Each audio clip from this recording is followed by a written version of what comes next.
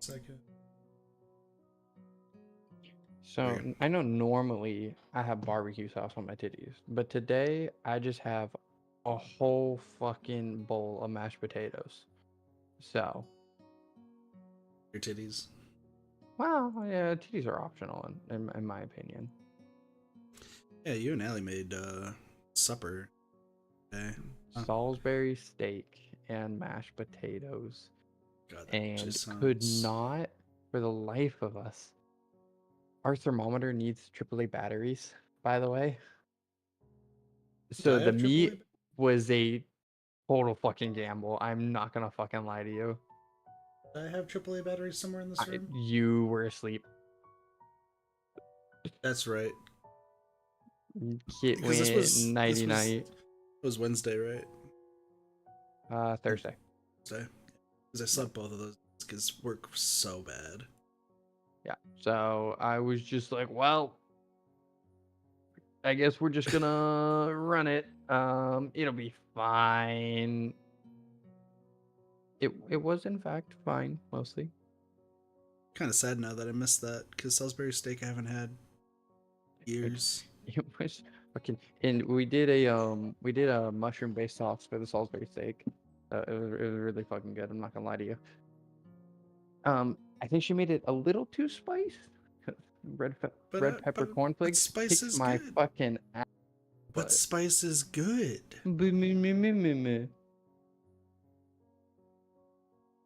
You just don't like spice.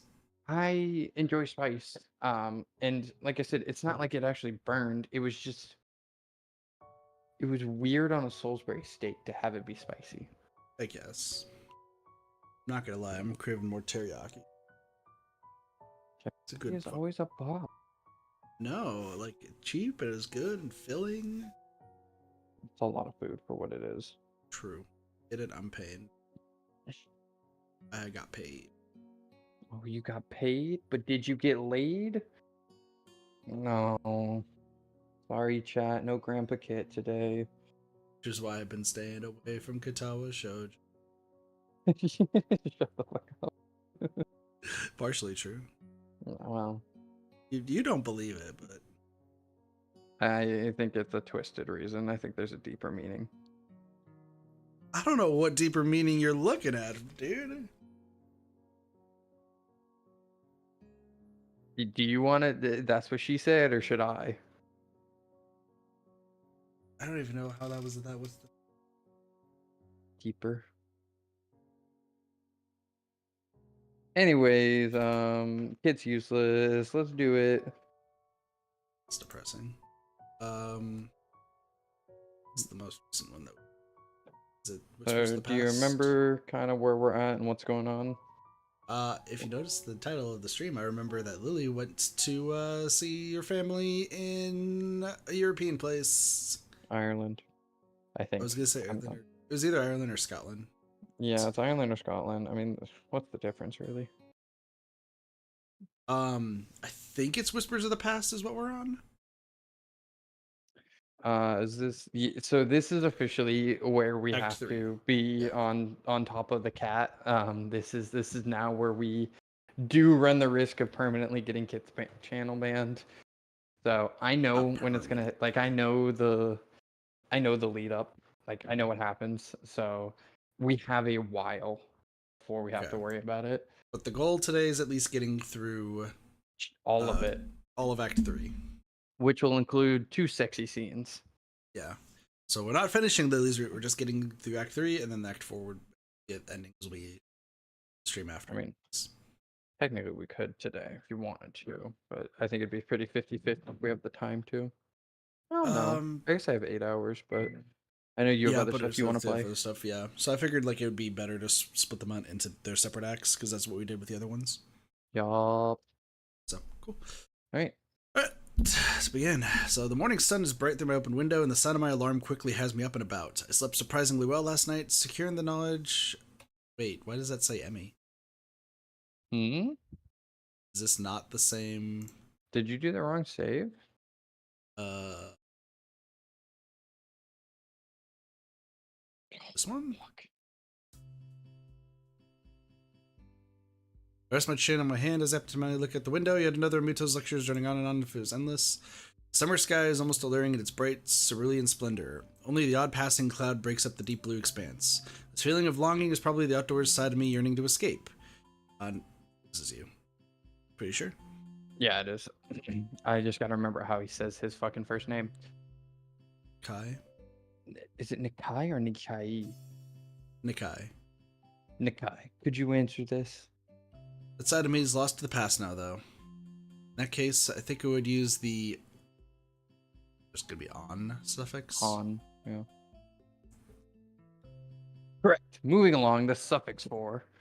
As my attention towards Muto slips once again, I spot Misha giving me an enthusiastic thumbs up and a nod at her to settle her down. You were on the right. Yeah, you're on the right one. I was like, yeah. I was like, I remember this. Can we talk about the fact that like I have apparently 2 saves from the last time I played this from February, one from the Emmy route and one from Lilly. Well, what can we say? You're just such a sappy guy. I'm depressed. It's been a handful of days since Lilly left for Scotland. It is Scotland. Oh, we got that wrong. Days which have passed relatively peacefully. Life largely continued as usual in contrast to what I expected. While thoughts of her have danced around on the edge of my mind since she left, present events managed to subdue them, at least for the time being. I was going to be like, I can say it anyway. The bathroom was very helpful for that. But it's fine. When we were struggling, whether it was Scotland or Ireland, I was like, don't tell Cora. We don't know the difference. I don't even think she knows my streams even exist, so you're good. She does. We talk about it, but... So I find myself idly chatting with Hanako, as usual, when lunchtime finally rolls by. Hi, Hanako? Yes, because I'm the sister. Sister? I thought it was... Oh, I guess. Yeah. No, wait. Are you the sister? No, you're. No, I'm the sister. I'm the sister. I'm the sister. No, you're Kane. Or Kira, sorry. Yeah, and you're Hanako. Then, I'm Akira. And then I'm Misha's brother, sister, some one of them. Brother, cousin. Thank you. Are the later ones in the series good as well? Suzune, so anyways. Not really. You're probably best off just sticking to the original. His later books didn't live up to it, other than maybe God Emperor. Thanks. I wasn't really sure if... As Hanako steps to the side, I see Shizune stride up in her typical business-like manner, flanked by her ever-present bright-haired shadow.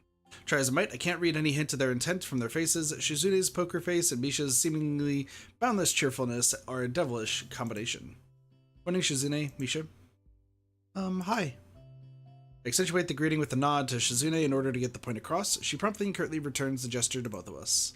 It's been a long while since I've really talked to either of them. For a while I thought they might be avoiding me, but I eventually came to the conclusion that Shizune really isn't the type to do so.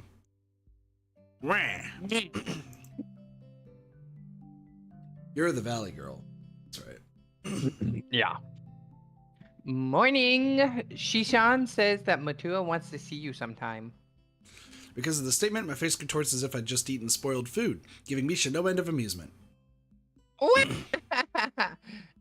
Anyone think you were... Well, what? Anyone think you were in trouble, Hichan? That doesn't read well in English. That does not read well in English, but... You may not be aware of it, but you at least have... You have the least to worry about out of anyone in this class. What an unexpected vote of confidence. Even Hanako nods hesitantly to affirm the point. Thanks, I'll keep that in mind. There was something I wanted to ask you, though. And what might that be, Hichan? I have a feeling this won't go over well, but here goes. Is there any reason why you and Lilly don't get along? It seems like even a little civility would help you both in your duties. Shizune's cold stare after Misha happily signs the word stops me in my tracks. In hindsight, I really could have avoided that better.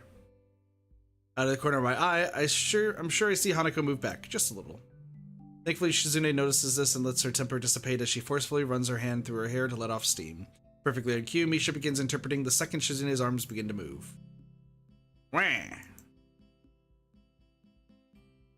I would say that such matters aren't relevant to you, but since you seem to have befriended Lilly. She pauses to adjust her glasses, evidently attempting to articulate her point in the best possible manner. Wah. While I assume the same of her, I cannot call my own visions on the matter unbiased. Suffice to say, we were closer before than we are now. Shizuna makes a quick gesture to Bisha to stop her from interpreting, then has a quick meeting with her before proceeding. The fact that the two can communicate so easily yet so secretly right in front of us is slightly disconcerting. Hanako seems to share my curiosity as the proceedings, looking on with thinly masked interest. As they finish their opaque conversation, Misha looks slightly deflated. I guess her opinion on the matter wasn't followed. Shishan says you should ask Lilly about it, as she doesn't want to be the one that gets you involved.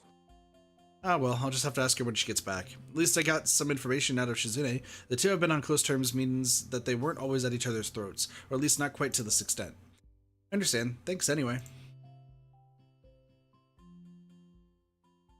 Wait, if they were used to be on good terms, wouldn't that mean that, like... She's always had an interpreter kit. They could always talk. I guess. But I figured that, like, it's still just difficult for them to even communicate. Well, of course, because you got to remember they could never have a heart-to-heart conversation. Somebody always has to be there to interpret. I mean, I suppose so, but I'm wondering if it's similar to like Emi's situation where like, because Emi like lost her legs in a car accident. I'm wondering if like something happened to Shizune or something happened to Lilly for one of them to get their... Oh no. From my understanding. Well, I mean, yeah, you know the route better than me because No. It's not even about the route because they don't go into it in the route. You get that out of Shizune's side. So when we date Shizune, you'll learn more. But from my understanding, pretty much everybody here was born with their disabilities, besides obviously the burns on Hanako and Emi. And Emi. But I'm like even Rin. I'm pretty sure Rin was born armless. Gotcha. I'd have to fact check that, but I was like I'm like 60% sure. So Gotcha. I don't think. And if it is, it's probably the deafness that was developed, but it's pretty hard to force yourself to go deaf, and it's pretty hard to force yourself to. It's not even like forcing yourself. It's just that. Also, what up, Travis? Yeah, we came back to it twice before. It's a different route. It's fine. Also, Travis is the one who made the spreadsheet we're using, by the way. Travis, fucking put the names. I can tell you exactly what route is which name, but it's so annoying. With a nod and a farewell, the two break away and walk out the door, no doubt headed straight for the student council room. Could have gone worse, I suppose. Hanako lets out a long breath. What's up? Of course, Travis shows up for the NSFW stream. Well, I'm just saying. Well, listen. To be fair, we don't usually stream this by the point where Travis would be awake. That's true. Knowing us, that is true. Is this a just chatting? Because what up, Jigsaw? No, there's no on YouTube and Twitch. There's no category for Katawa, so the only thing we could put this as is just chatting, according to Reddit. Yep. I mean, if there was a title, then we'd do it. But when they can't show half the game. So Hanako lets out a long breath, relieved at the confrontation's resolution. I can't say I blame her. I'll see you later then. Yeah, I'll meet you in the tea room. See ya. With that, she waves and joins the trickle of students leaving the classroom. Nikai, could I speak to you for a moment? I'm sorry that the bot doesn't work on Twitch. It works on YouTube now. I got it to work on YouTube. Also, what up, Sparks? Fuck you. I don't think that's even... Yeah, I don't have that set up on YouTube one, because there's technically two different bots. Crying. Also, I don't think that works on the YouTube chat anyway. Maybe it does. Crying. Delivered in his typical monotone manner, he apparently decided that I need a reminder to see him already. Eventually, I finished packing up my things. By the time I reached his desk, the classroom was close to empty. Yes, sir? He looks up, taking measure of my face before giving an awkward, rather obviously acted chuckle.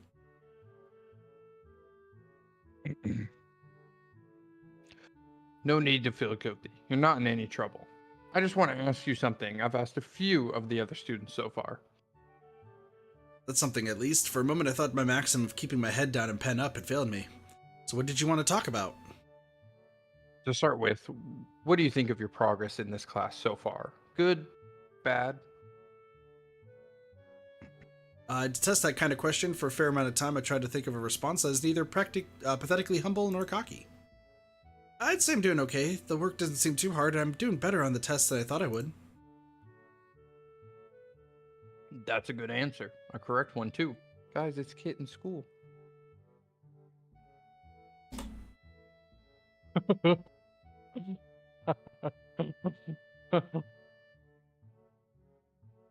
No. The work doesn't seem too hard part. Like, I was always the person who would get homework done in class if I could help it. Mm-hmm. Mostly because that meant when I got home I could play games. Mm-hmm. Test-wise, if I was lucky, I would get maybe an A on a test. Majority of the time, I would get C's and D's on tests. I could not take tests. Nervous tester. Yeah, no, I could not take tests for the life of me. But it really backfired when I was in college and I had to take calculus. Because for some reason they needed, if you're an English major, you had to take one more like year of math or some shit. Cumulative course. But so I took calculus and they did like a pre-test sort of thing to see what you knew and like what calculus stuff you would know. So it had like pre-calc and regular calc shit on it. And I 100%ed that test, but I don't know how. So I kind of like looked at it really confused because the remaining tests I kept getting D's on, and the professor was like, I don't understand how like your first test you aced it and then you just could not do any of the tests after. Still got to be in the class because they weighed like the tests like not that much. Mm-hmm. But I can't test. I'm so bad at tests. It's not even nervous testing, or maybe it is, I just don't acknowledge it. So come back next week when we give him a friend test from Cube Slime and I. Dude, I would probably be so nervous. Yeah, I'm probably a nervous tester. I mean, I'm also apparently bad at teaching too, but I put in the names. That was a spoiler. True. Want me to just fill in all the names? Yeah. I mean, it was spoiler prevention back then, but I think now it's like, I don't think It's obvious who the routes are to date, and it's not like he's gonna go through and read the censoring queue and the uncensoring queue. Like, we know what happens in the game. I gave a mental sigh of relief and dissatisfaction. To say that I don't gain a little pride from his comment would be a blatant lie. In the maelstrom of thoughts clouding my mind after learning that I'd be transferring to Yamaku, my school grades seemed utterly unimportant. Being entirely clueless as to what skill level would be assumed of me, once I actually got here, I was hugely relieved when I found out that I understood well enough the school work we'd be doing. Actually, so did you always lived in Washington, right? So, you know how schools have a standard transition from elementary, middle to high school? Yeah. Yeah, I did that. I never moved schools. Okay. I was a wolf through and through. So, because for me, vastly different. Mm-hmm. Because I went from elementary school in Illinois to middle school in Arizona, and then high school in Arizona. Mm-hmm. But I didn't find out until I went to school in Arizona that Illinois was like really far ahead study-wise. Mm-hmm. Because like the stuff that I was doing in 5th grade was stuff that we were doing in 7th grade in Arizona. Yeah, it's you got to think about where you are. Where it's like Washington puts a really big push towards our history because we want to honor the natives and stuff, and then math because everyone's a fucking engineer in this state. So, meanwhile, Arizona, a lot of them pretty dumb. Not the sharpest tools. You're talking about the central headquarters of Boeing, Amazon, Microsoft, countless game studios. Yeah. one of the best video game colleges there is in the country, Digipen. So like, That's you in know, Washington, is what we're saying, right? uh-huh. Yeah, that's what I figured.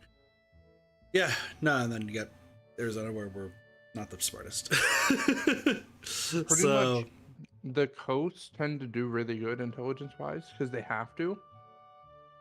yeah, Because no, that's where that all checks out. the techie jobs are and like the important jobs, you know, or even people running construction sites out in New York, they have to be smart. Building a building's not exactly easy. True. But then in the Midwest, it's like, well, you're gonna be a teacher or a farmer. Good Yeah. luck. Which one do you choose? Also, what up, Derpy?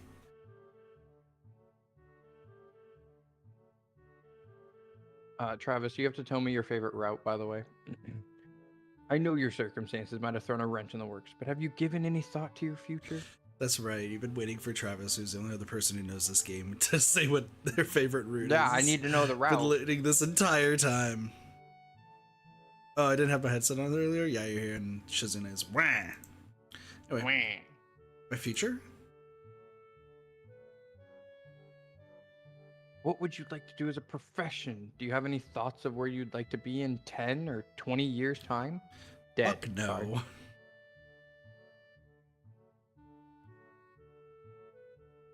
Eh. Eh. You sound like the turtles that mate. Eh. Okay. Just read your goddamn lines.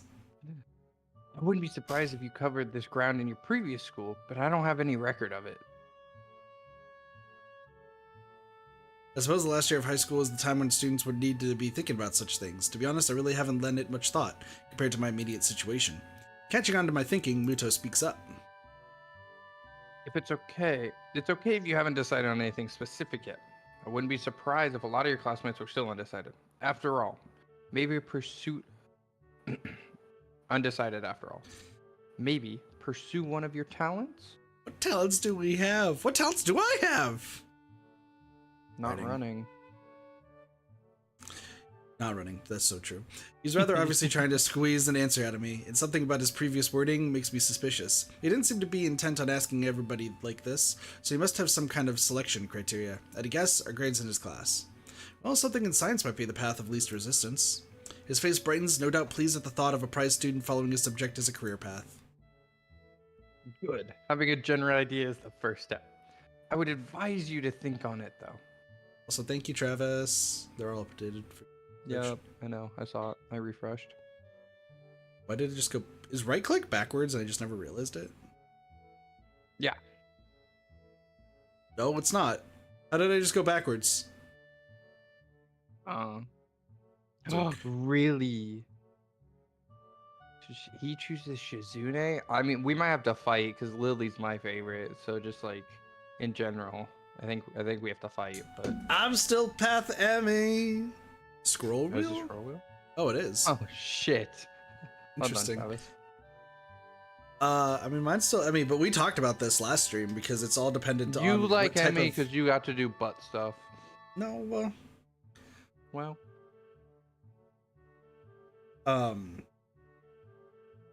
where? No, because we were talking about how each girl like kind of caters to a different like relationship type, right? oh yeah. So like, it's just mostly based on like what sort of relationship you'd be looking for. Mm-hmm. Which, while like Lily's relationship type doesn't entirely appeal to me, Emmy's does. So I think you want Misha. You need you a valley girl. I mean, honestly, true. If No. Misha was a choice, yeah. No. What? Read your line. No. Doge is like my wingman, but essentially stopping me from. Valley girls, by definition, are stupid and just spend your money. But I don't even have money, so they can't spend. So you can't have a valley girl. Girl, that's fair. Not like I could get one to begin with, damn it. I'll Anyway. fly Travis up. We'll wingman you out. Don't worry about it. Wait, what? I said I'll fly Travis out. We'll wingman you up. Don't worry about it. So I need 2 wingmen. You need a wing army. Once again, why we didn't stream this game. I will. Things are kind of settling down, which will help.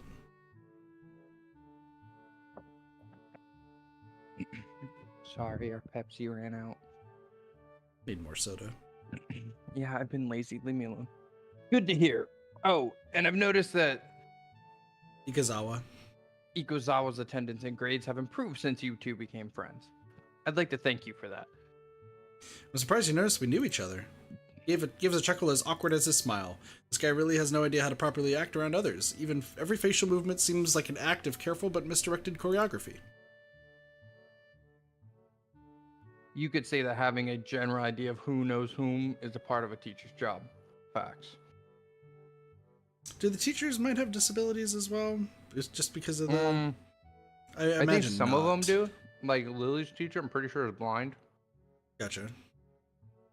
But I don't think they have to. Like, I don't think he has one. Gotcha. Catching himself before he goes off on a tangent, he loudly coughs into his hand. I'm sure you have things to do, so I'll stop there. Please do think about where you're headed from here, as you don't have long to go before you finish high school. Being a busy adult with many important things to do. Cards Against Humanity card. I will, thanks.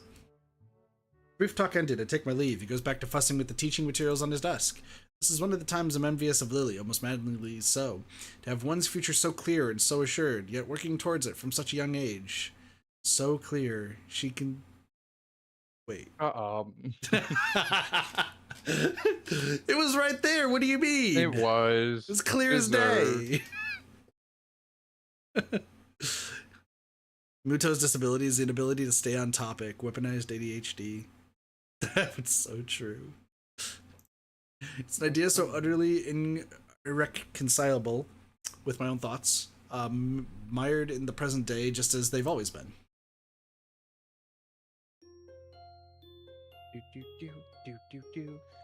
Katawa Shoujo! Alright, where's the anime on this? Did you know they're making a Blue Archive anime? Did you know they're making a Nikkei anime? Are they? Oh, we'll see if it ever sees the light of day. Somebody wrote one. Yeah, no, Blue Archive's actually getting money because Ray got me to play. Which I think... Did you ever tell me that Blue Archive was a terrible game? Or knew I have Blue no Archive idea was? what game you're talking about. Okay, because Ray was convinced that you told both of us that Blue Archive was a bad game, and I was like, I think the only time Doge has ever been in a call about Blue something was maybe when Crimson was around with Blue Protocol. Yeah. But like, I think that was it. I have no idea what that game you're referring to is. How did I even fucking describe it? Nikkei, but school. Oh, obviously. It all makes sense now. Walking through the lobby with less jiggles for physics. Walking through the lobby to the cafeteria, I silently ruined my daily routine, having been completely thrown off. Thank you, Derpy. That's perfect. It seemed like a normal day. I arrived in class before most, due to waking early and having become quite adept at chucking down my pills without choking as I get ready for the day. Dude, good for you for being able to swallow pills, because I can't. Literally, you do it every day for a month, you'll become a master. I had to for allergies. I had to do it for 3 months and still struggled every single time. Oh, dude, no, I got good at pills. I think it's just because my throat sucks, but whatever. But as students trickled in, one never materialized. Hanako. I stepped inside, my eyes scanning the expanse of the cafeteria in search of a suitable place to take a seat. It's a task made more difficult by the group of students moving about and busily talking. Yeah! A hand pounds my back hard a couple times, severely winding me. Oh, no. I couldn't care less about the culprit as I focus my thoughts on my chest in a near automatic reaction. My hand instinctively tightens on my breast, and I start going through the steps I rehearse in my mind every other day. Breathe steadily in and out. A measure of relief, I can slowly feel my chest becoming less tense. By the time I look back up, my face is covered in sweat from the experience. Oh, it's Kenji. Never mind. This is you. I know this is you. No, we're pretty sure this was you. I guess that would make sense. It's me, because otherwise you'd be talking to yourself for large sections of the game. Hey, man, are you okay? God damn it! Don't do that, you idiot! He retreats back, an expression of unease written on his face. In hindsight, I probably shouldn't have barked at him, considering he had no way to know. I give a sigh and right myself with some difficulty. Sorry, I just have some chest problems. Sharp knocks aren't good. It seems strange to seem so upset. The fact that I can't do anything about it irritates me. Let's get lunch. Okay, it's good to have some company for once. We can talk about how women plan to take over the world. We start off to the serving line. One good thing is that Kenji and I can make small talk nowadays, as opposed to my only interaction with him being anti-feminist lectures. Seems like it'd be hard to find an empty table. There's a few people I wouldn't mind sitting with. Nobody's like you, though. I feel a shiver run through my spine. Clarify that now. They don't listen. Their minds are closed. It's the media, man. The goddamn brainwashing mainstream feminist fascist media. Have you ever seen that 70s show? Heard of it? God damn it. If anyone's seen that 70s show, I can't remember his name, but it's the stoner of the group. It's just him. He takes a breath and I savor the second of silence. Damn, they control everything. Everything but you and me. Hide? Yeah, that's his name. Thank you. Jigsaw for the win. I relax a little while we grab our food and drink. So, what have you got for me? Huh? Come on, you've been hanging around with Sato and that other chick for ages now. Rumors are all over my class, and probably some of the other classes too. Eavesdropping isn't a good habit. Let me guess, you never do it? Not even when you're bored, really? High school. Was that a burp? Yeah, it just like was very low octave. Yeah, I was about to say. I thought somebody joined the call just to like say something really deep. No, it was just me. And yeah, hey, fuck you. That 70s show was good. My sisters turned me on to that show. It was a banger. Well, fine, point taken. Both of us stop to have the soup ladled into a couple of small bowls and placed onto our trays. The concoction that lands into the bowl looks pretty questionable, but at least it smells reasonably good. As we take our seats at a miraculously free table, I try to think of something that would actually interest him at all. I hope I can come up with an acceptable topic. I found an answer to that question you asked a couple of weeks back. Where's Lilly's non-half Japanese half comes from, that is. Good man, it's Russia, right? Totally Russia. Scotland. He visibly stops in his tracks. Scotland. Should we be telling him this? Probably not, but here we are. Yeah, that was my reaction too. She can speak English fluently and everything. Damn it, do you realize what this means? How terrifying this news is to me? I think he's hyperventilating. Passing out for a little while would probably make him more relaxed than he normally is. Fuck. Hold on. I gotta fucking fact check this. I know I'm it actually matters. I'm pretty sure we should just ignore him, because if we humor him, we're literally just talking behind Lily's back. So ignoring his insane rambling sounds like the better option. So that's what you're saying? Yeah. Okay. Oh,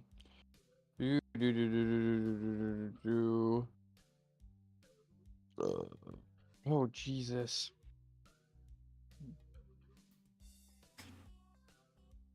Wow, this is actually, I forget how big of a struggle it is to actually find okay, here we go.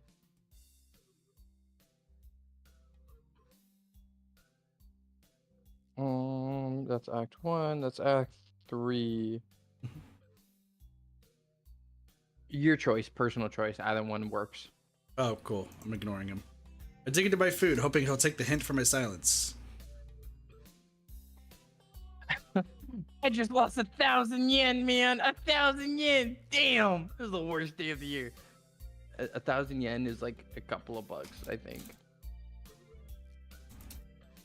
$6.71. Yeah, because I was like, I think 900 yen is like a little over $5. No such luck. You're kidding me. You made a bet about our nationality? One of the dudes in my class was bugging me about it. I gave him some of my wisdom, and he had the audacity to say my logic was wrong. No! I can't believe it! Kenji being wrong? Unbelievable. So what did he think? Germany or something. Doesn't matter. What matters is my 1,000 yen. Motherfucker, he's wrong too! Give me the 2,000 yen. Damn, this day is ruined thanks to her. What a bitch. And this is when we properly kick him in the balls so much that he invents a new octave.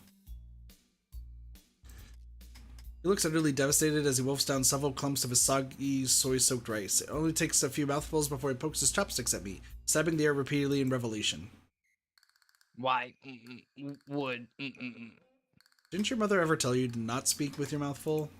He gives me a dirty look before choking down the rest of the food left in his mouth and taking a gulp of juice. It's rather unsightly. Remembering my own food sitting in front of me, I decide to get the task of eating the cafeteria food over and done with as fast as possible. The sooner I do, the sooner the experience will be over. So as I was saying, why would anyone want to live in that place anyway? I mean, what is there to see? Grassy plains. That's it. Lots and lots of grassy plains. And men in kilts. I should buy Kid a kilt. No, no one wants to see that. Chat, yes or no? No one would want to see that. That guy in a kilt with hairy legs. No. You would blend right into the native population. I'm good. Thank you, Sparks. God damn Thank it, you. Sparks. I appreciate you, Sparkertons. It would have been our Christmas post. I'm pretty sure a lot of Christmas cards would be burned that day. Well, things happen.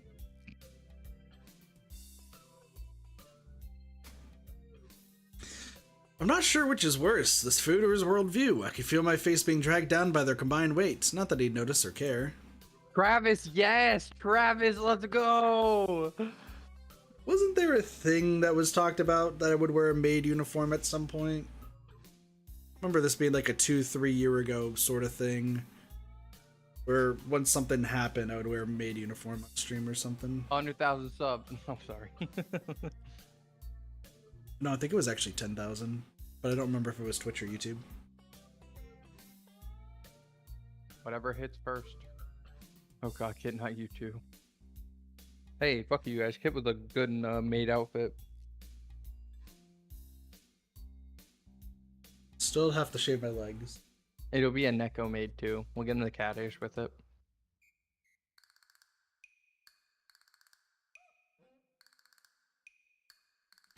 I'm surprised I didn't put like a milestone thing for the Jackal outfit. That's valid. I still technically could. No way I'm able to wear those pants. I'd have to I'd have to work out and maybe go anorexic. That's an understatement, dude. You gotta remember, when you're ordering things from Asian countries, their sizes are twisted compared to ours. Well, actually, I mean, once again, the jacket fit. Good size and everything. So, Ali is a medium in all European and Western relative clothing brands. She's an XL in Japan. So yeah, that checks. Gotta make a diet change too. True. But no, yeah, because no more cheese in my life. And King Cheese isn't even here. Sparks, you still need to talk to Cheese about Pal World. He'll feel the pain distantly. I think the only milestone that I can like feasibly remember that being made, there's still the Cuphead Hot Wings thing, which you're planning. Yeah, because that technically was supposed to be 1,000 for Twitch, I think is what it was. Well, oopsie.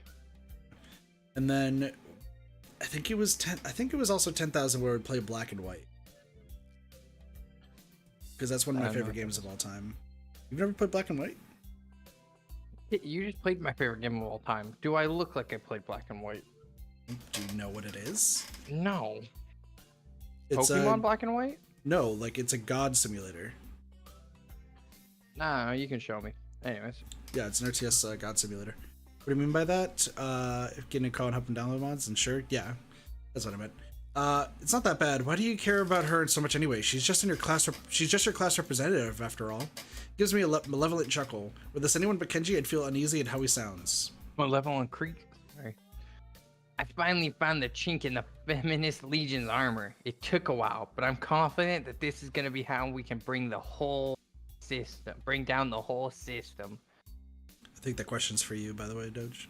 Beyond Good and Evil, Mass Effect, Halo Wars. We played Beyond Good and Evil recently because I didn't have the motivation to play this. Witcher 3. Dishonored series is a good choice. Probably Yeah. Fallout 3 as well, if it actually wants to be cooperative and run and not a piece of shit, which it doesn't. So remember, we talked about like racing in games because Travis was the one I raced in Dishonored, and I got my ass handed to me. But yeah, I think it did hold my own. The problem with racing something like Beyond Good and Evil is there's not like multiple routes. Like there's a very clear path of what you have to do and when you have to do it. Yeah. So even still, like, I want to do more races in games. Derpy, you and I still have to play Age of Mythology. There's still so many games to play. But I still want to race in Derpy, games 'cause it'd be fun. it took me 4 years to finally open the game and give it a shot, and then I got pissed off 20 minutes in and closed it for another year. But it's so worth it once you commit. Trust me. Derpy, you should try to convince Doge to play Relink, by the way. I mean, what? Wow. Deathloop is good too. I have to go back and finish the new stuff. It may never get that achievement. I did. Travis was the one who helped me get the achievement. Travis is literally the one who stood perfectly still so I could get that achievement. Doge was just so sad that I'm terrible at PvP FPS games. I'm about to blow your mind. Are you ready? I tune out his rambling for a moment as I finish my rice and start on the unappetizing soup. One taste is enough to confirm that it's cold. Ready as I'll ever be. Confirm that Lilly is in the mafia.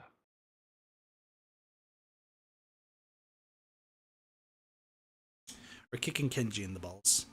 And then kicking his balls in the balls. Fair enough. Which one? Kill somebody in PvP? Travis? 3. What? I think it was get 3 kills in PvP. Like win a PvP match. All right, stay with me for a second here, and I'll describe the scene. I wish I could do otherwise. Lily's there, walking down the street after school. You're not stalking her, are you? No, damn, man, I do have some sense of self-preservation. Not dignity or morals or social standards?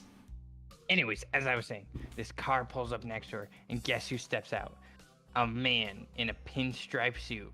Waves her in, then the two leave just like that. I tell you, man, she's under protection. Under protection. That suddenly reminds Hisao to buy protection. A man in a... Oh, I can see where this is going now. Takes effort not to sigh in exasperation.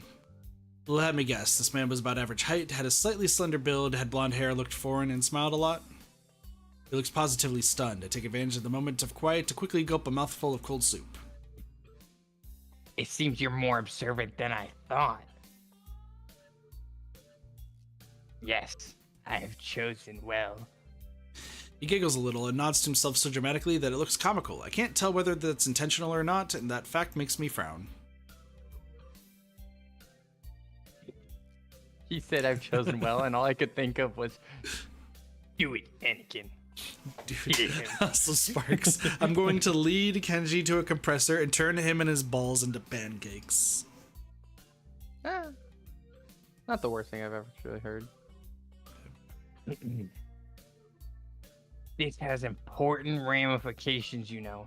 If she really is connected to people like them, and we're smart about what we do with this information, we could turn this into our greatest weapon against the student council.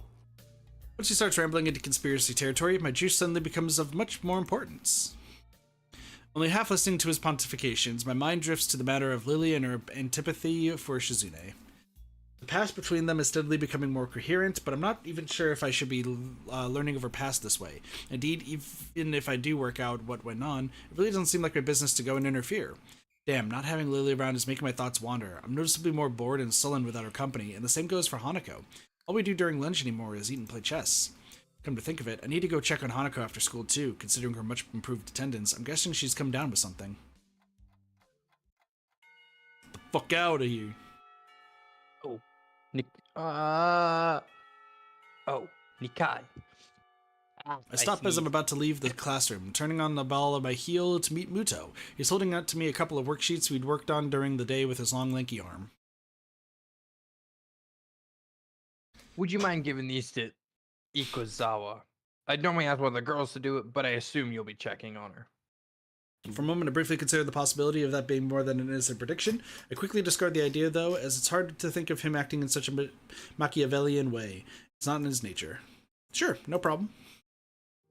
Walking up the hallway of the girls' dormitory, several ideas of why Hanako's been absent float around my head, the most obvious of them being just a simple cold. That said, she may not even be sick at all. It's been almost a week since Lily left, and despite her at least appearing to be normal, I've suspected she's somewhat more insecure about it than she's letting on.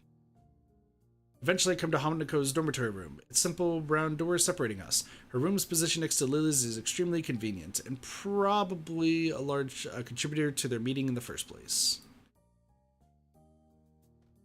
Grimacing slightly at the prospect of her being sick, I rap my knuckles on the door.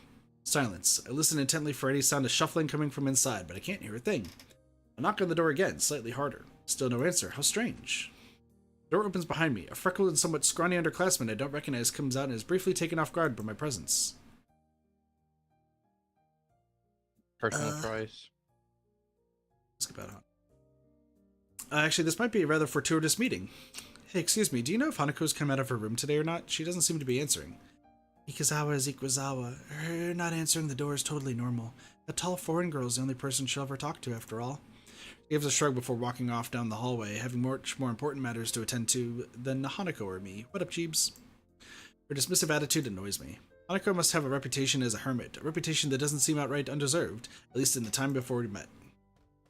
Scratching my head, I make one last attempt to getting Hanako to answer as I knock on the door one final time. Hanako, it's just me. Muto said to give you some stuff. For a while, the attempt seems just as unsuccessful as the last. Just before I slip the sheets under her door, though, I can hear the handle rattling.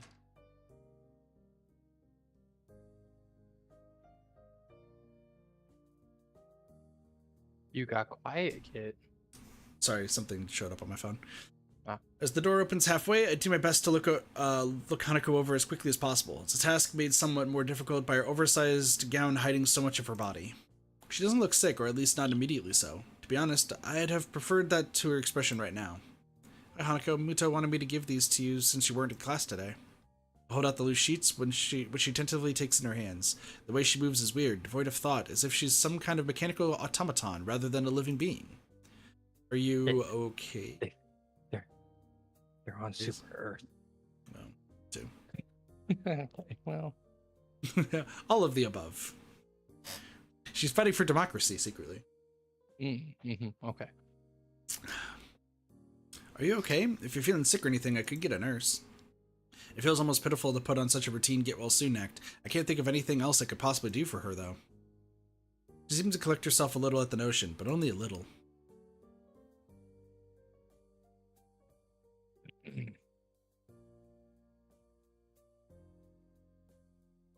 Yes? You. Oh, that's right. One of these days, we should just write down who we are.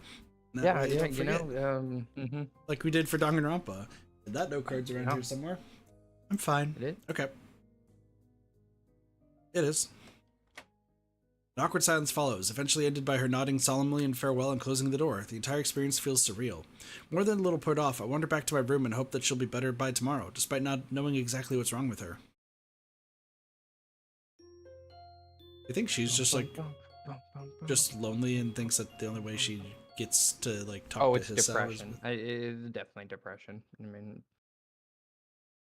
her favorite. Once again, I find myself in front of Hanako's door after another of her unexplained absences from class. Nothing, considering this is the second day in a row she's been like this. I'm starting to worry about her. Summoning my willpower, I decide to try one last way to get her to respond. Hanako, if you don't say anything, I'll go get the nurse for you. Go away. What? It's hard to tell whether her tone's one of depression, anger, or both. What in the world can I actually do to help her if she doesn't even want help? The message is clear enough. I can't just leave her like this, though, just sitting in her room for days on end. Rubbing my temples in thought, I withdraw to my own room to think about how to proceed. Rationality is what's needed here, as an overreaction may just make matters worse. I dig around drawer after drawer on my desk, looking for where I put the damn piece of paper. Before she left, Lilly told me the number to call her on while I'm in Scotland, and I wrote it down. Now that I need it, though, the damn thing is...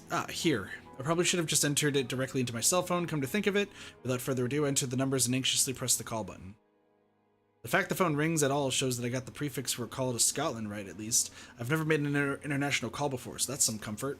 Eventually the phone picks up. A feminine voice I don't recognize on the other end. It's probably Lily's mother. Garbled noises, Sato. Garbled noises. Because it's in Scottish. You mean English? No, Scotland. While they now speak English, they also have their own language, don't they? I don't think so. English? Suddenly finding myself unprepared, I realize I can't understand a word she says, either due to my limited vocabulary or her heavy accent.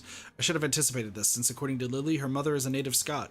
I soldier on in the hope that she must know some Japanese, considering it's her daughter's native language. It's Asao Nakai speaking. An enthusiastic sound of realization can be heard as she recognizes the language. My feeling of relief is immense. I'll be Miss Sato. Why not? Yes, you are, because I'm going to be Lily. Yeah. You must be one of Lily's friends from school, correct? I'm not. I can't do a Scottish accent. Even so, her accent means I have to concentrate to work out what she's saying. Yes, that's right. Please to speak with you, Mrs. Sato. It's so nice to find someone so polite. Lily, dear, it's for you. Her mother seems nice, if a little over-enthusiastic given the mundane situation. There's a small silence as Lily takes her time getting to the phone. In the distance, I can just make out her mother scolding her playfully for just getting up. Hello? Lily speaking. You sound awful. She makes a sound somewhere between a dying animal and a yawn. The one thing I did remember to check before calling was the time zone. It'd be pretty late in the morning over there, so she really has no excuse.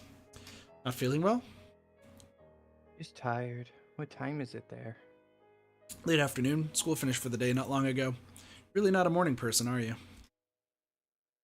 I don't need you making fun of it as well. Takes me a measure of restraint not to laugh at her pain groan. Poor girl. How are you doing over there, bar the mornings? It's been enjoyable. After not meeting them for so long, just having a meal together with my parents is nice. Though the pool and the sheer size of the house might have something to do with that as well. Even if they're not in Japan, from the way it sounds, her family must be pretty wealthy to live so luxuriously.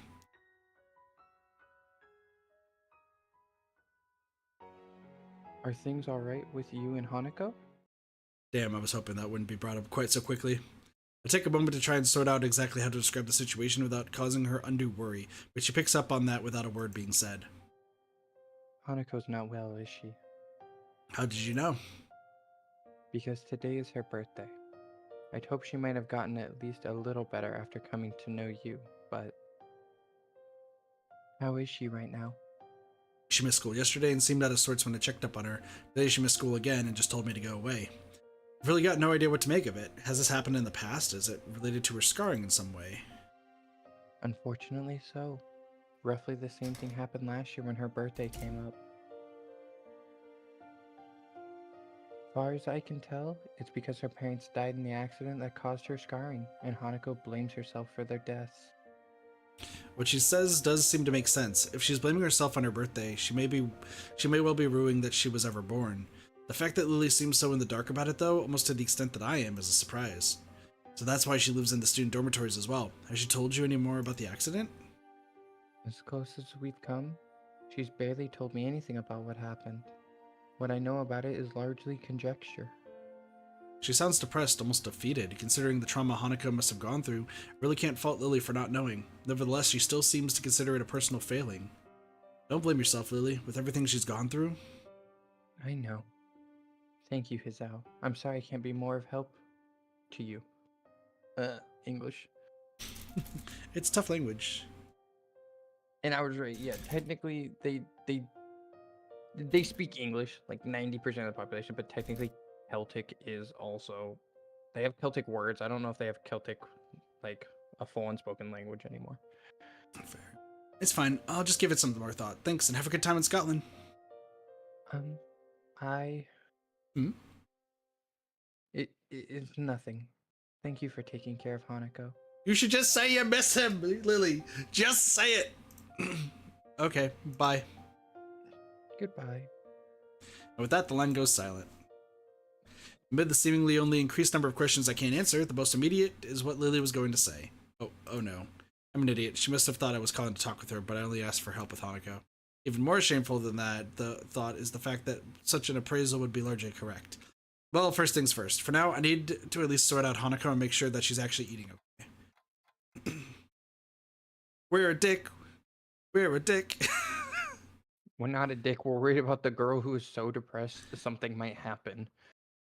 That too, but we also should at least, like, talk to the girl we like too, I take it. I don't know, I'm bad with this We stuff. did. She brought up Hanako. We tried to avoid it.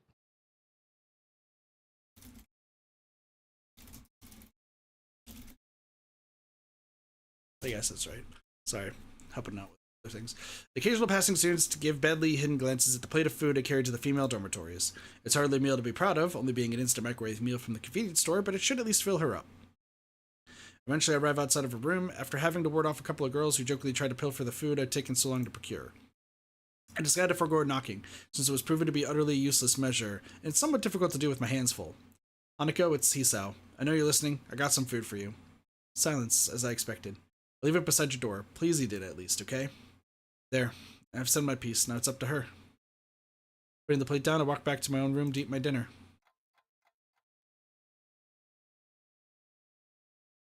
Hisao is a dick and a human-shaped growth attached to it. As far as the women are concerned, yes. Oh my god, your chair broke. What? The chair broke. I almost fell. Yeah, we need to get chairs. I some know, point. I know. Give it a month. Yeah, no, one of us can afford chairs. By the time I return to Hanako's dormitory, a good hour has passed. Thankfully, there isn't anything to be seen beside her door. I walk back at least somewhat happier that she's eating. If she intends to get through this by herself, then being able to help, even if it's just in a small way, is at least something.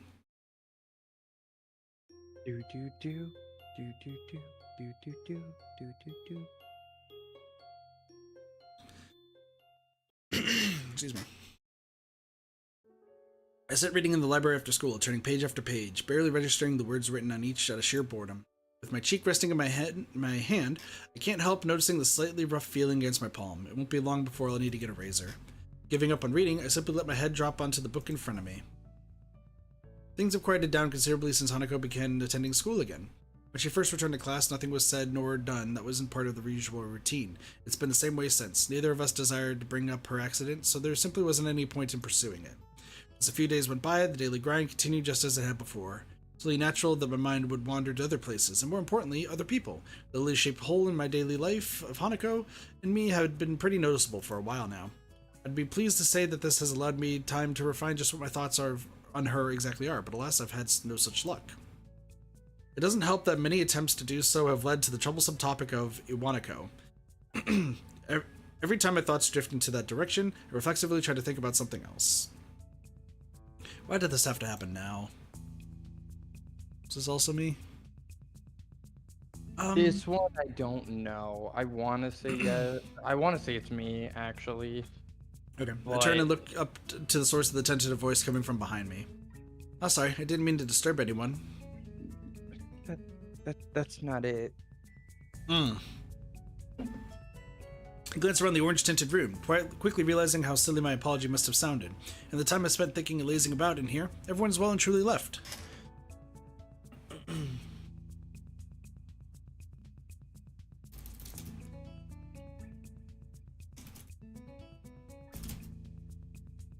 It. Sorry. Library closing? If you don't want to go, I could keep it open a bit longer. It's no trouble.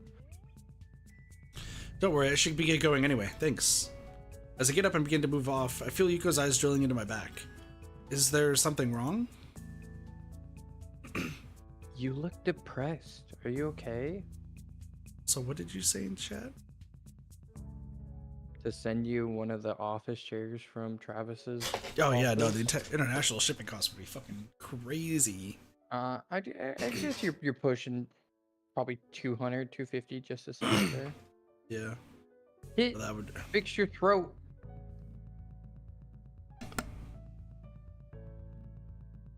That's not gonna happen, but I tried.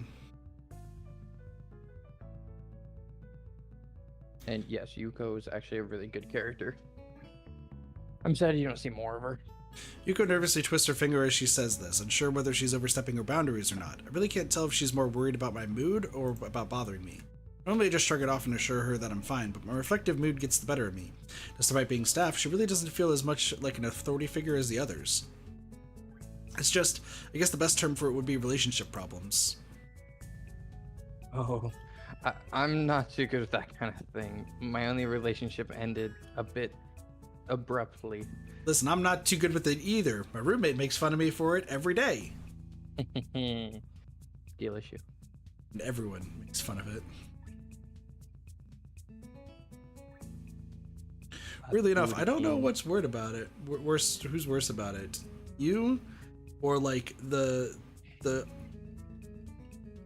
unintentionally the unintentional remarks from work. Oh, work is so much worse. Because it's not just like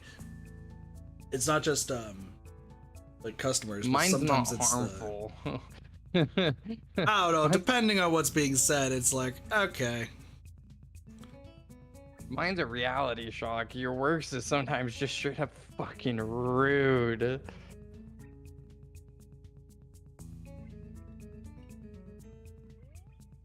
But if you want to talk about it, I mean, I can listen, I think. Now I feel kind of bad for bringing it up. She's not that old though, so at least she has a good chance of finding another partner. It isn't like we're in a bad situation right now. We spent many days together as friends, sometimes going out to do stuff, that kind of thing. I'm starting to want to do more for her, learning more about her and being with her more. I'm not sure whether it's actually love or not though, and our friendship as it stands is enjoyable. Put nail polish on your hand, problem solved.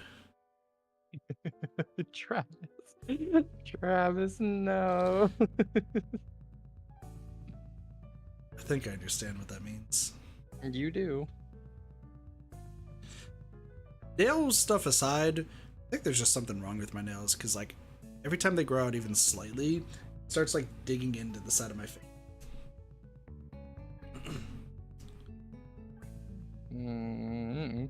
Doctor question.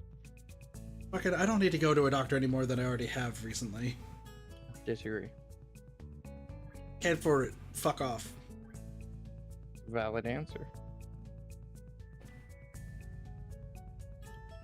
You shouldn't let that stop you. Rob a Something in the bank. back. Go to the doctors. Payday? It's payday, fellas? Hey, don't act dumb. Something. I know. This is definitely a mistake. What are you munching on in there? Sandwich. Good for you. I don't know, something that's like on the back of my throat.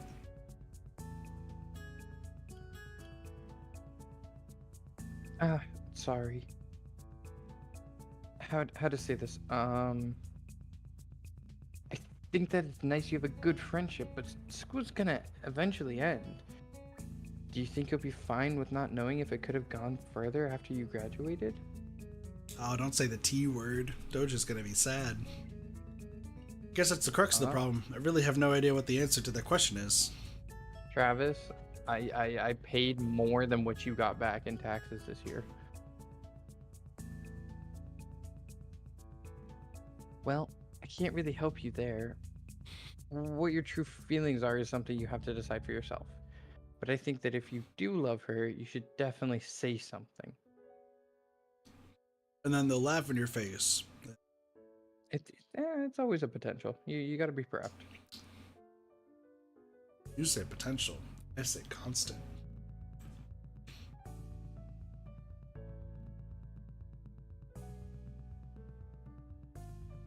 Your damn lines. How do you spell Ricci? R-I-C-H-I-E. R-I-C-H-I-E. Pretty sure. Oh, no E at the end. Sorry. I R-I-C-H-I. was right then. Sick. Might be 2 I's at the end. No, it's 6 letters. Doesn't matter. After thinking about it really hard, I decided that even though my relationship didn't work out, still better that way than never knowing if it might or might not have. Ew. Never expected Yuko to sound so wise. It only makes sense that, with more life experience than she'd have a better idea about this. I suppose not very much was actually answered. Talking to her has helped to get off my chest, and I have no doubt that I should confess if I really do like Lilly. I give a slightly frustrated sigh. If only reading so much actually helped when it comes to situations like this. She gives a girlish giggle, which only reinforces my view of her as being different from the usual staff here. In the end, it all comes down to what will happen after school finishes once again. Considering what happened before I came to Yamaku, it feels like being asked to keep up with a field of runners despite having started from a dozen yards behind them. Now, if you dated Emmy, you would have caught up. That's a fucking lie. It's Abby. You never would have seen her. I meant just school in general. Yeah, no, I got you. It's just one more motive to move on from the past. The last thing I need right now is to get too caught up in that and getting homesick while I'm at it. Once again, I find myself calling Lilly. My phone bill is going to be horrific, considering this is international. But it's worth it. I don't only want to smooth over her feelings from the last time I called, I genuinely want to talk to her. When the phone finally picks up, I usually recognize the voice on the other end. English, Sato, English. Do you know why it's in fucking arrows? Because he's speaking in English. He's trying. Dude, good for him, honestly. Yeah, no, I mean, I take the effort to at least know, like, the hey, this is my name, may I speak to, and then immediately switch back. But, like, learning a couple sentences just to get by is nice. 1 second. I want to learn Italian to do that. I definitely want to learn Japanese to do that, but I would like to learn Italian too.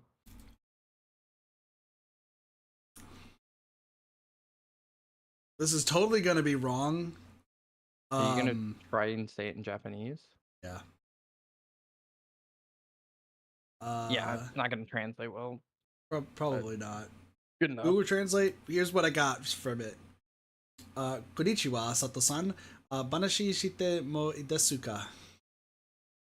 Oh, that was pretty close. I doubt it's perfect, but it's actually pretty close. I'm not good at it. I feel like I can do pronunciations well in other languages, which is strange because I can't even speak English correctly. Most of us can't. Fucking tough language, buddy. We have a internet accent. That's what we got.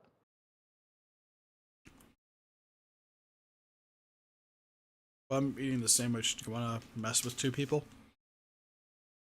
You want me to do it? I'll head up there. All right, 3, 2, 1.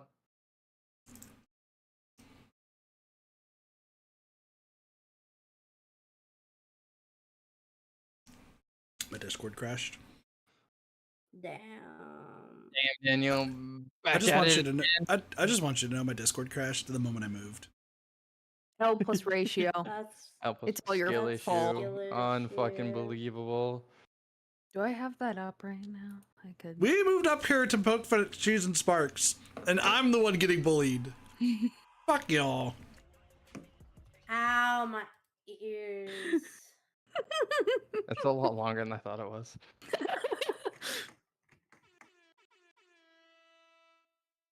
All right, come on, Kate. We gotta go.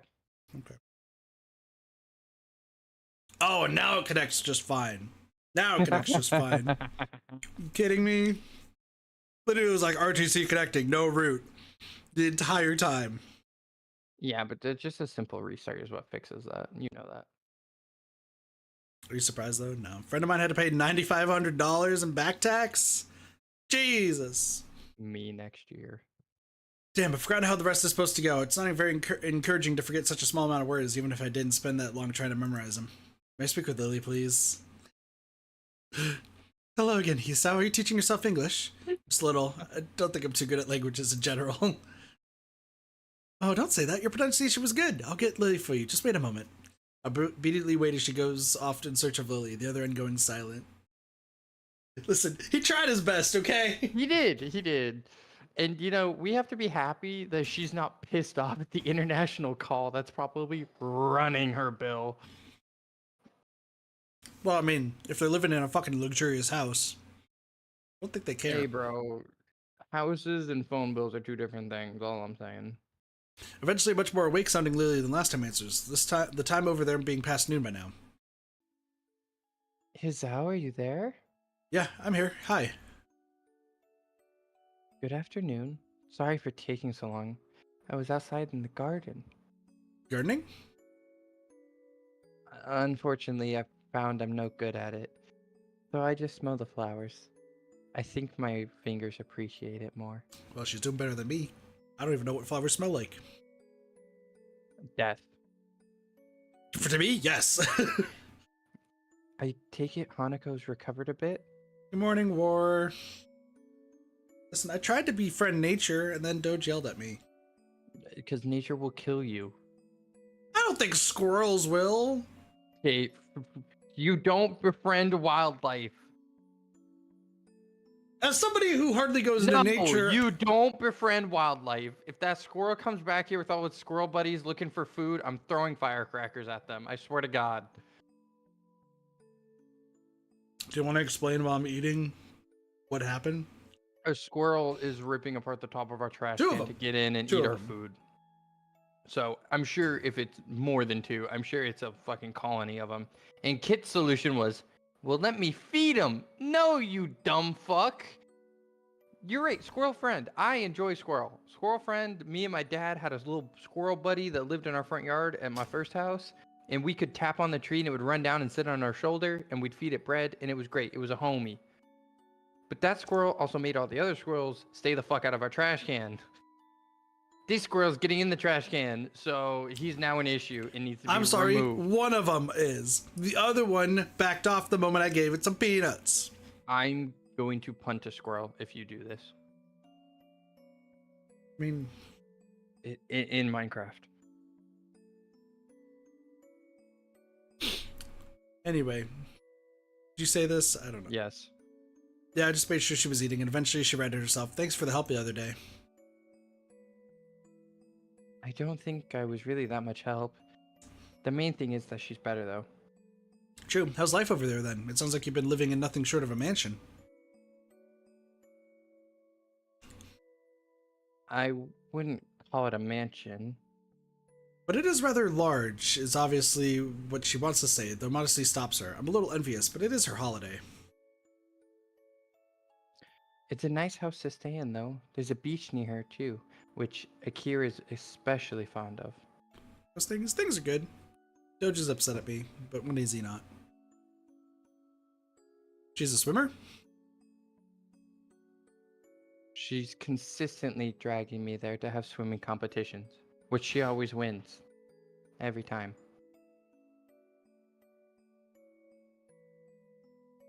How does swimming work if you're blind? I know a blind surfer. I'm just like trying to think of like how you would get back to shore. I guess You can feel which way the water's pulling. Yeah, I guess it's the way the water's pulling. It's just you can't go too far out. Well, it's the opposite. It's the opposite of the way the water's pulling. Unless you feel the waves coming. Exactly. So there's a little hard to tell. The rule is you never swim alone. Yeah, as a blind no, that person. makes sense. But yeah. Lily doesn't. Excuse me. Lily doesn't strike me as very athletic at all. So not being adept at swimming seems logical enough. The fastest I've ever seen her move is her understandably relaxed pace during her walk to and from the suburbs down the hill from school. It makes the image of her swimming hard to imagine. The beaches there must look nice. They'd be less crowded than the ones around here, at least.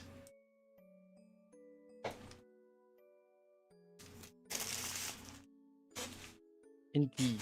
Akira says the area around here looks beautiful because it's so far outside the city.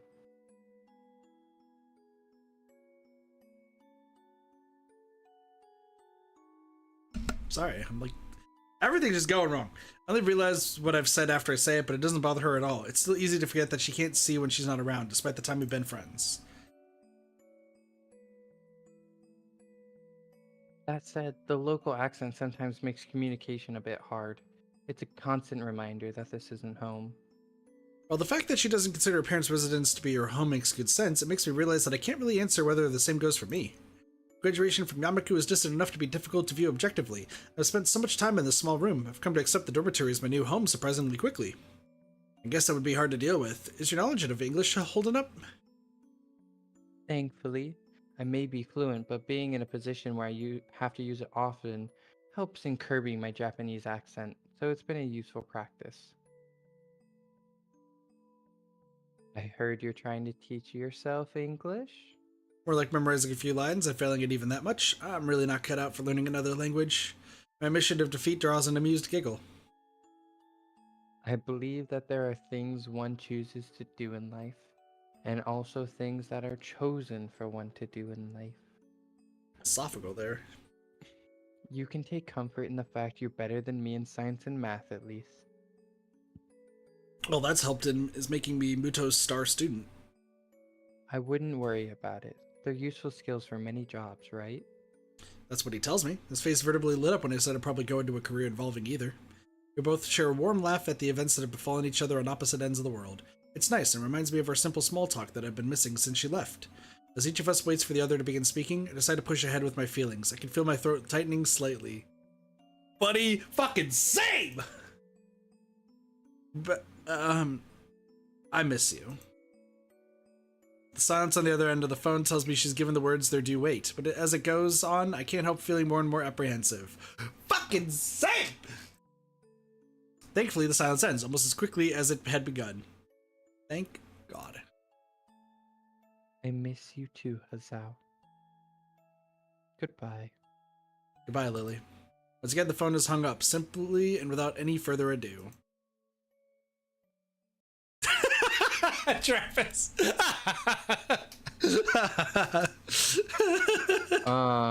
that new? On that sort of flip phone, I don't think that's how that works. Hey, bro. Back in the day, you know, people who were 16 in the year 2000, maybe.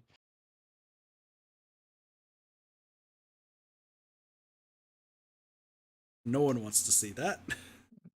But there was nothing to see. Send them over postal. Just, you get a letter. Just somebody writes a letter, send nudes, and then they get like a letter that's just like an inch or two thick. Open it up and it's just a bunch. You're like, ah. You just write, thank you. That was a thing during like World War I till probably more recently. But wives would send their husbands or boyfriends and girlfriends, whatever, in the military, stuff like that, like photos. Most of the guys kept them in their helmets, which why I don't know, but it was a thing. Motivation.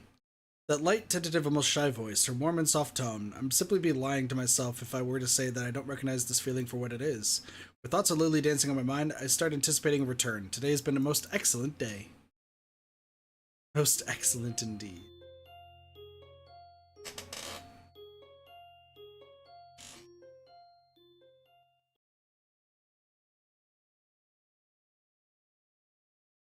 I sit listening to another of Mito's long-winded lectures, my mind wandering far from the scribbles of the dirty chalkboard.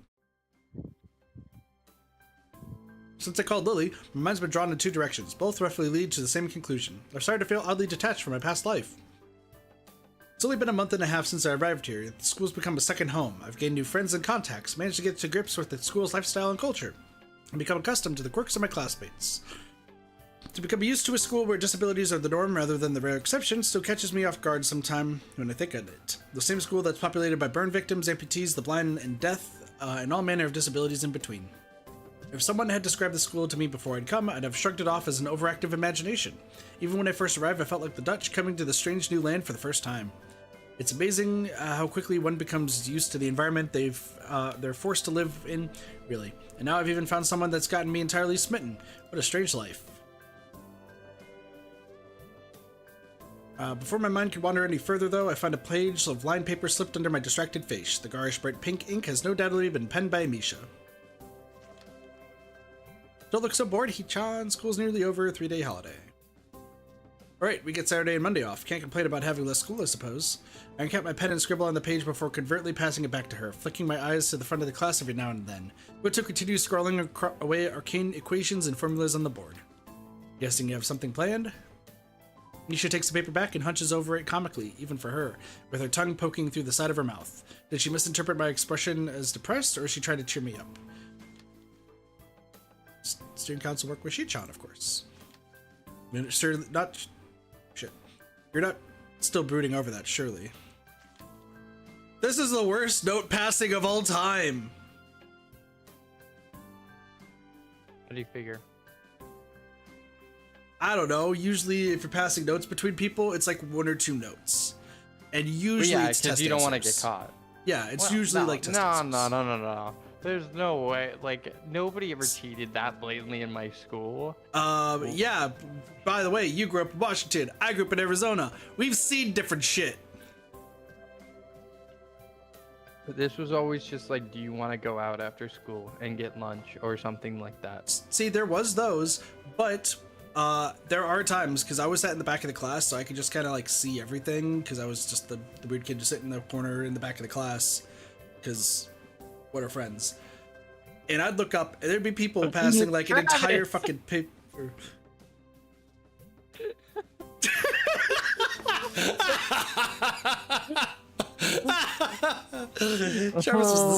Travis was the same way back with the previous route. Travis, I miss you, dude. Been far too long. Travis joined the call. You're Misha from now on. I don't make the rules. But I don't think Misha's gonna talk that much after this. No, I'm pretty sure this is the last thing you see her. No, that's not entirely true. I think she gets like another 2 scenes. 3. 2 or 3. Oh yeah, it worked. Let's go. Oh my god. What up, Travis? Hey, how you doing? Doing good, doing good. How, I think it's the first time you doing? I think it's the first time both of you have met each other. Correct. Yeah, I think so. Like, I'm pretty I good. thought he was English, and his accent does not tell me English. I am in fact not English. I'm sorry to disappoint. Is he English instead of English? Sorry, what was that? What? He has I'm an not accent. English. I'm trying to place it. I know, I but can't I thought you believe- just said, is he English instead of English? And I got really confused. Yeah, when I said English the first time, I meant American and was dumb. And he's not British, but he has something of that region. So I'm trying to place it. How do you This feel is about just- well, I mean- surrender? Surrender? Uh-huh. I'm not sure what that question means. Is he French? He's not French. Oui, oui. Damn. I'm not. Oui, oui. Oui, oui.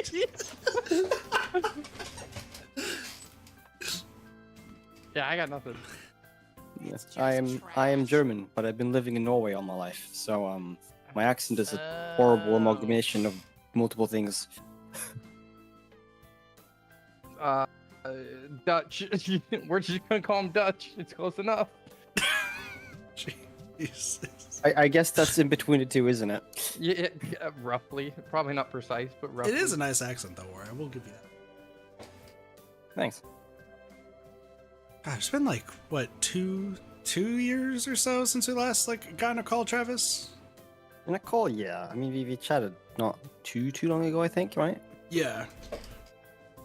Yeah, because I either stream at ungodly hours or you're just busy with work. Yeah.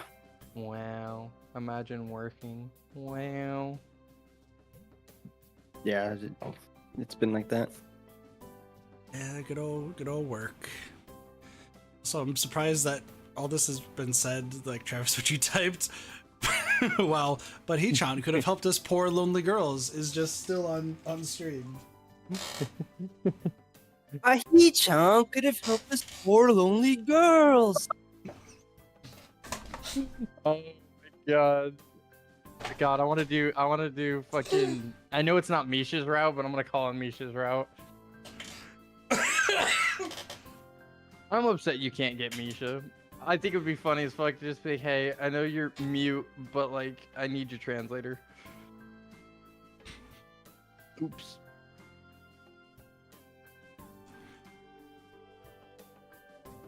I don't know what to say now.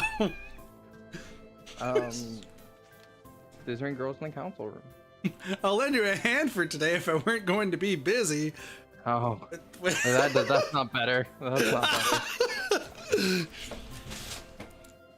One hand for both of them? Okay, kid. Okay, kid. It's not as I mean, bad God as... gave you 2 hands for a reason. No, bro. How is Doge the sane man here? Something dark side.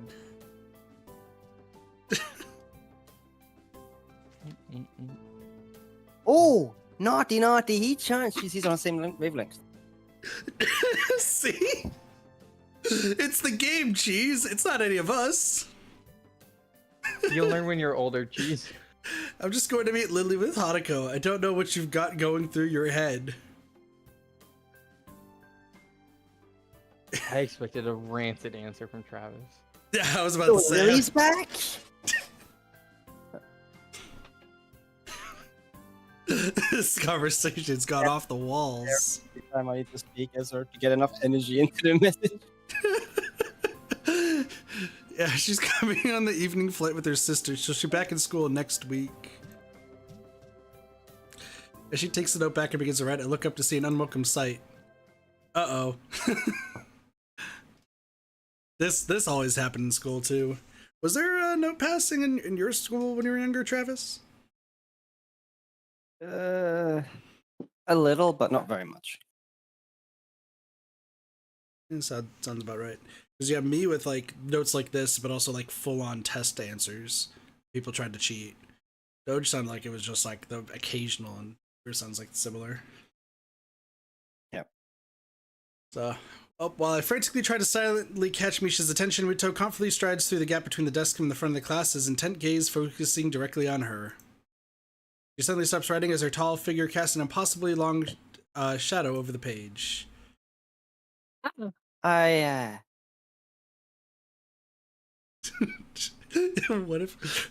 if Hisao's one was just send nudes and that was the one? He just stops like, uh-oh. Just the entire class just staring daggers. He silently takes the piece of paper from her and begins to read. Sweating bullets, I quickly glance around the class, noting their complete silence. Of course, it would just have to be the one thing that actually gets their attention during the lesson. After a few seconds examining the page, he rolls the paper up into a small tube and lightly bops Misha over the head with it. Half an hour until you can hop off to the student council. I think you can hold off till then.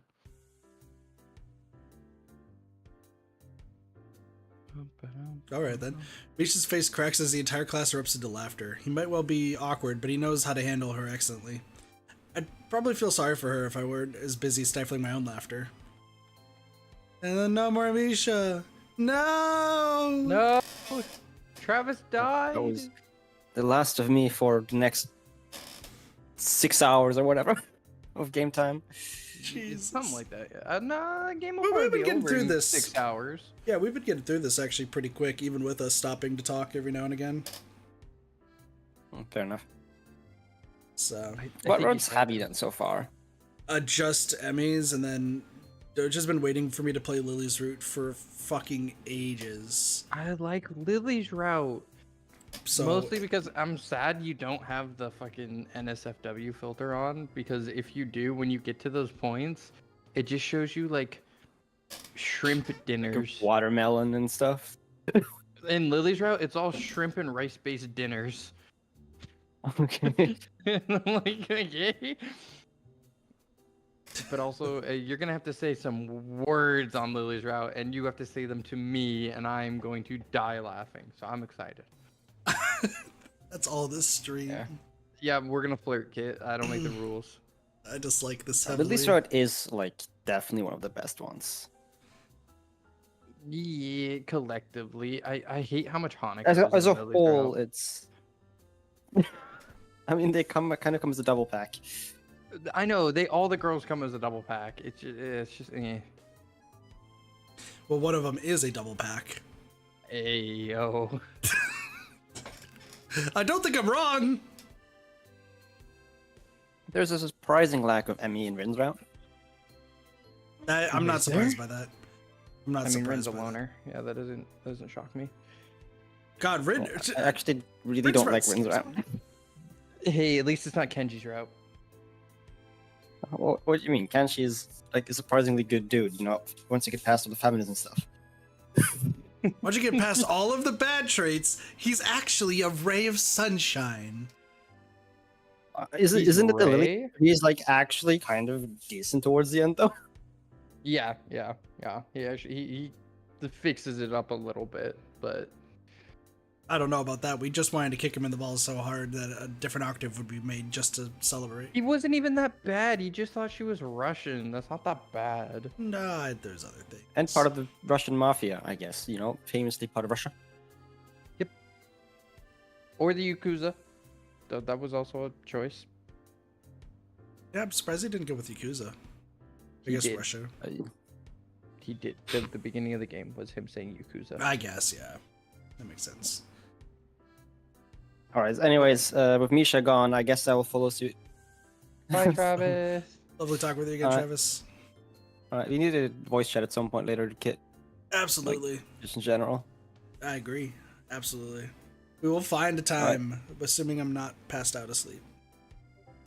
Sure. Alright, bye. So, later. Doge is getting a lot of notifications, I think. What? Is that the soundboard? That's the soundboard. Oh. Because, like, I have it, like, almost completely muted, but I can still see when it's, like, active. So, like, it sounded like there's, like, notifications coming out of your mic. Nope. Anyway, Isa, was that one it? No, I think that's some foreign airline. And so the third aircraft they're not on comes into land. For the past half hour, we've been whittling away the time with small snippets of pointless chatter. Lily and Akira's flight have been delayed, and at this rate, it'll probably be dark before their plane arrives. relatable. Is that one it? No, the company colors are wrong. Hanukkah's eyes flare left and right, following the trickle of people in and out of the huge glass doors ahead of us. Fortunately, nobody pays her much heed, their attention apparently directed toward greater things. Maybe that one is it? No, I think that's... Hold on a minute. I think that one might be it after all. Let's go! It takes still some more time before the billboard changes their flight status to disembarking. A loud yawn sneaks it up on me, not allowing enough time to stifle it. My sleep patterns have once again been all over the place, likely due to a mix of worrying about Hanako and the side effects of my medications. Isao, over there! Look to Hanako, then follow her gaze to the airport door. Hmm? Oh, Lily, they're here. Really? We all call out to each other in greeting, quickly shuffling over to the side to avoid blocking the passage of others. Lily! Hanako jumps forward to hug Lily, a wide smile on her face being all that's needed to see her happiness at Lily's return. Lily simply smiles in return, her voice soft. It's wonderful to meet you again, Hanako. I was about to ask why she didn't say it the other.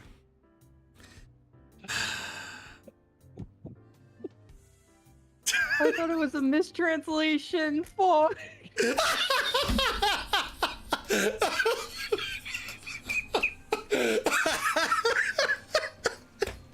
They're both terrible. I was like, what do you mean meet her? Like, you already know who she is. Don't you have to say it's wonderful to see? Oh. Oh my gosh. As the two give each other a hug, well deserved after all that's happened while she was gone, I turned to Akira. Yo. They're pretty late. Yeah, there was a really bad storm over the airport. We got drenched just going from the car to the door. Guess you'll appreciate the weather here more, then. Welcome back to you too, Lily. Nanako breaks off from Lily as they speak. For a long time, neither of us say a word. Contrary to what I thought her homecoming would be like, the atmosphere feels awkward, almost stifling. Both of us try to guess each other's feelings, not quite sure about what should be said. Damn, this is exactly what I feared when I thought of trying to move things forward between us. Lily runs her hand through her fair hair and awkwardly twirls one of her bangs in her fingers, clearly trying to think of how best to react. Travis. Oh my god.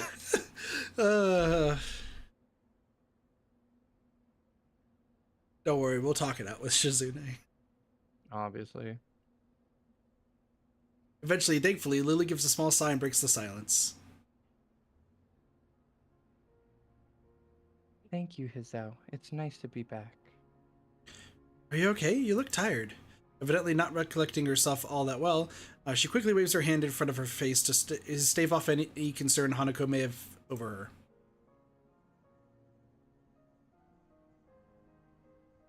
I'm okay, really. It's just a bit of jet lag. I don't think you'll be able to talk it out. You'll catch hands, though. So true.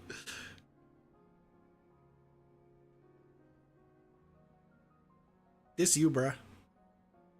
Weak. You don't have any? She simply gives a big grin, puffing out her modest chest. I feel absolutely fine. That's not fair. Ah, well, you shouldn't take too long to get rid of it. Ah, that's right. He's out? Yeah? Don't we have a holiday from school soon? And I forgot if Misha hadn't reminded me this morning. We got a 3-day weekend starting from tomorrow. Akira playfully bumps her elbow lightly into Lily's side, grinning. Told you you wouldn't miss it. You have something planned? If neither you nor Hanako are busy. I've got no plans. Something that to do would be appreciated. Hanako? No, nothing. That's good. I was thinking we could go to my family's summer house for a bit of quiet over the break. We rarely used it recently, though, so we'd have to dust things off a little while we're there. Oh, where is it? Up north, in Hokkaido. Hokkaido. The place is practically deserted, so it should be a nice quiet break for you guys. You're not coming? Nah. Got a little holiday of my own set up with my boyfriend. Fair. I lower my eyes at her, suspicious of her intentions. It sounds like we're just cleaning up the summer house for you. That's perhaps a valid conclusion. Both of us zero in on Akira, her face somewhat evasive. Looks like we were right. That's just a convenient bonus, really. Me and the guy left it in pretty good condition last we were there, I promise. Now then, I'm outie. Already? Akira? I have to take a bite. Fuck. She quickly turns and walks away, her hand held high. See you in a few days, guys. Lily and I can only sigh at our hasty retreat. It does sound like it would be a nice place to go. Lily gives an enthusiastic nod, taking her carry bag in one hand and placing her other on Hanako's shoulder for guidance as we begin to make our way to the taxi area. After the fracas of the past few days, spending a weekend in the country alone with her and Hanako sounds like a dream. It probably would be better if it was just her. Knowing the route. And Doge's feelings. The more I think about it, the more sure I am. This will be the right time and place to confess my feelings to her. Let's go! We're gonna get rejected! Question mark, question mark. The morning chill wraps itself around my shivering body. I huff into my cupped hands to desperately try and stave off the cold as we mill about on the station platform.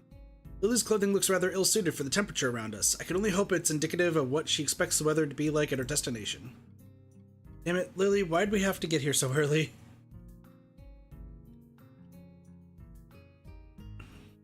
Unfortunately, the train schedule is against us. The next train to Hokkaido.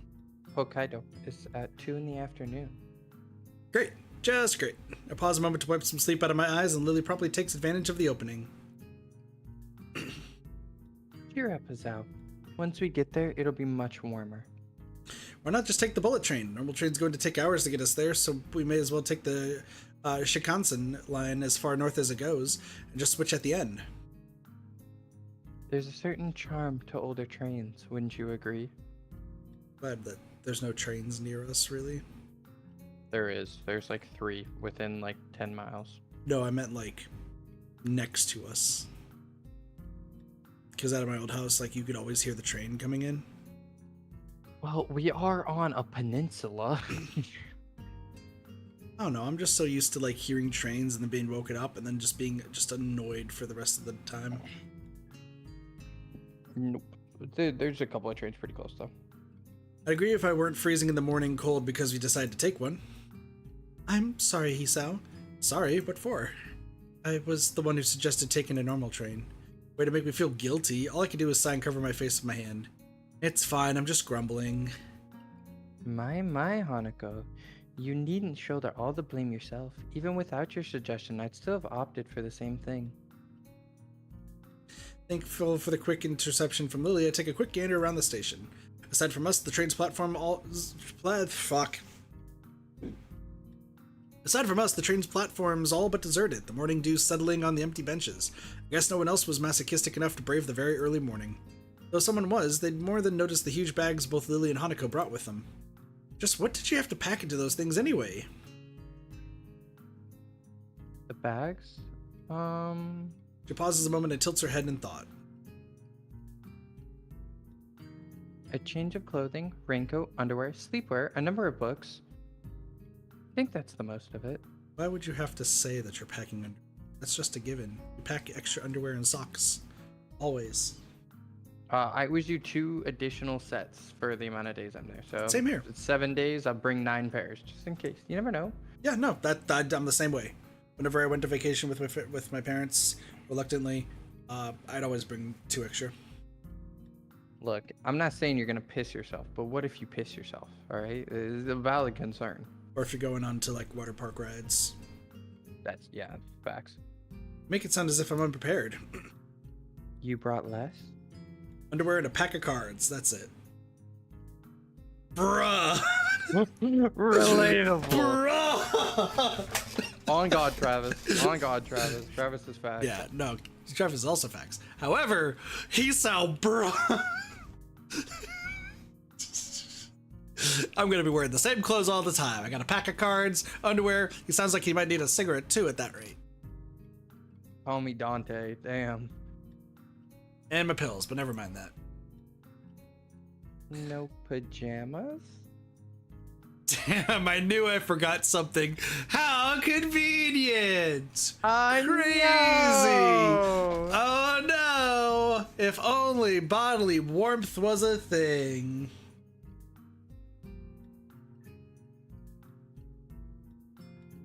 As I ruffle my hair in frustration, Lily sighs. There should be clothes for you to use there. Akira still occasionally goes there after all, and I think some of our parents' clothing is still in storage. I don't think there'll be any problem with you borrowing a set of PJs if you need. Thanks, still, I don't mind just sleeping in my normal clothing. For 2 days? You fucking nasty bitch. Good point. Not really, though 2 days would be borderline. It's more than looking even a little like a slob would be unacceptable in the presence of 2 girls. Facts. Facts. I'm telling you right now, I have gone to some raves and not changed for 2 days because I'm already stinky and gross. Fuck it. There's only one girl that you need to worry about. Bro, she stuck with me. That's what I meant. I can be stinky with her. She's stuck. As we leisurely talk on the station platform, an announcement sounds from the loudspeakers, loudly heralding our ride's arrival. Looking past Lily and Hanako, though the train's still well out of sight, a quick check of my watch is enough to see that it's the one we'll be taking. The 5:30 train was ours, right? Correct.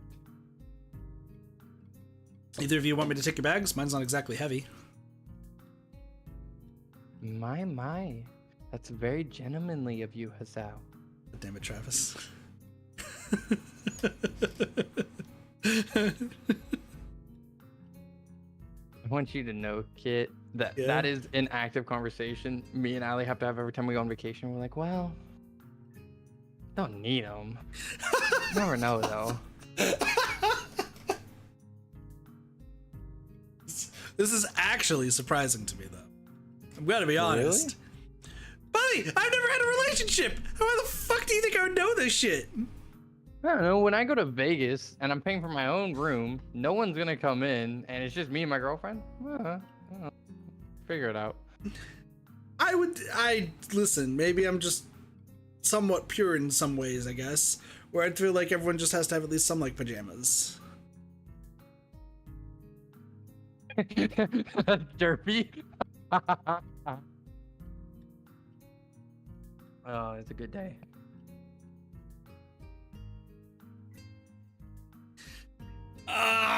Regret. Remember, you living in this house is the only reason I wear pajamas.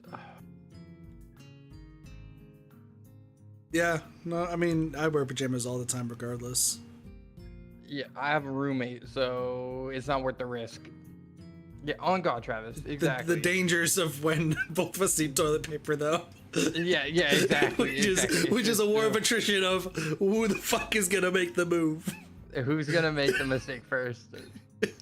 Luckily, we have not gotten to that point. No, I've been prepping, especially now with the girlfriend here. I always make sure there's spare rolls in my bathroom. Which we do need to. And when I go grocery shopping, I'll pick some more up. I've been trying to keep one already. Fuck. We're at like 4. Damn. Well, keep in mind when I went into urgent care, and then my body's just been fucking terrible. So, yeah, I need to go get some more. And I've been placing some actually under my sink, just to avoid that. Because I think the only person who actually like, because obviously we walk around our house clothed, but I think you're the only one who can get away with walking around shirtless, if anything. Yeah, I never do, just out of respect, but yeah. I mean, you've done that like a few times, but like...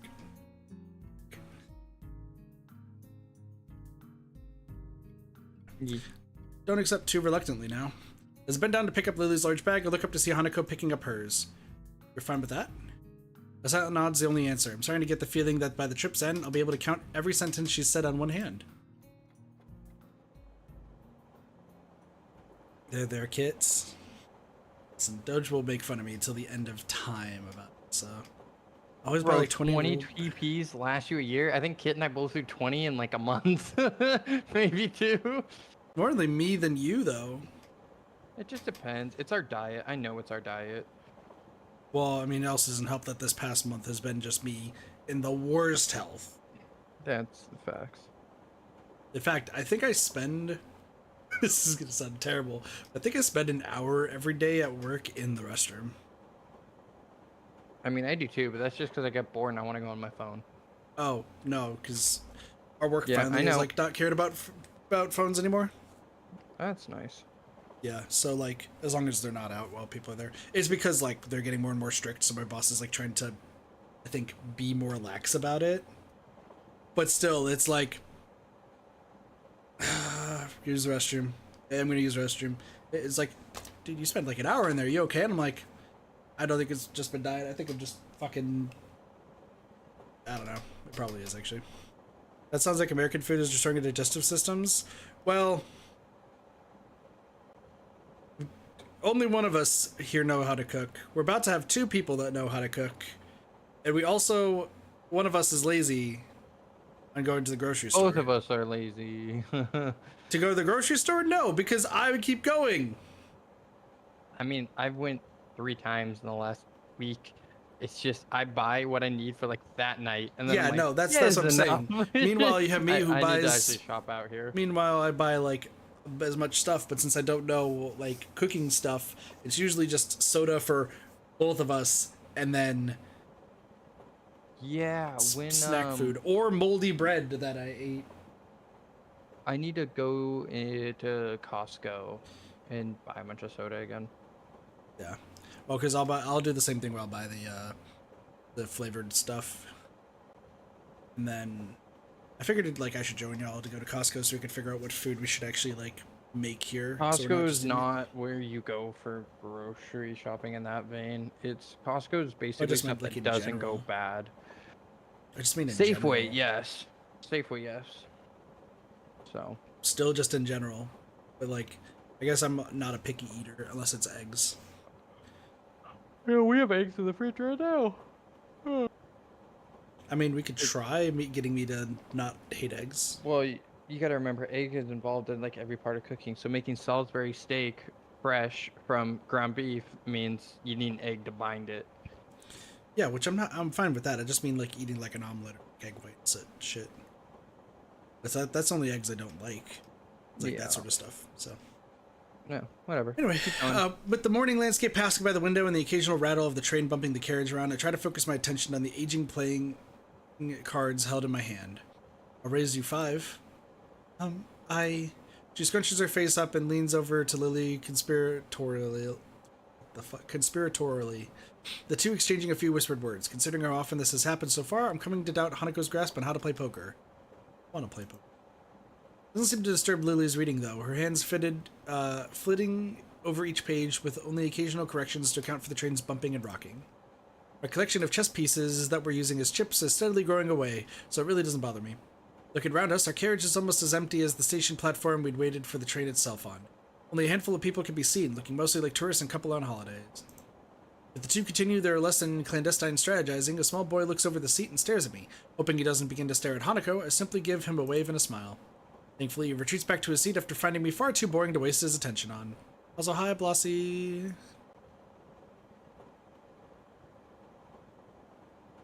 Blackjack? Blackjack's fun. It's good.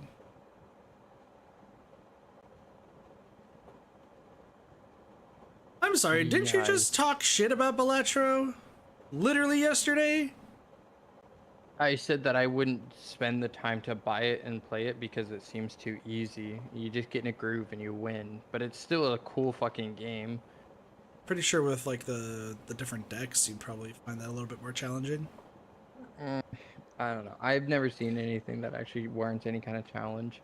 It's like oh my god, shit. I'm really just gonna fucking drop the ball in the name of this game. Well, I could say it's like playing Slay the Spire and just exclusively going for the same build over and over and over. Like, that's always an option. So unless you challenge yourself to switch it up, it just doesn't seem enjoyable. And the fact that you can skip over like 2/3 of the actual rounds that you have to play, which I know comes at a disadvantage in some realms and an advantage in some others. Yeah. It's a cool game, just not my vibe. What is the other? See something?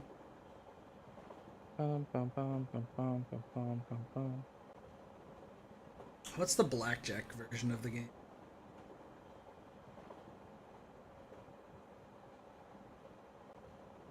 I'm trying to find. Aliens Rock was playing it.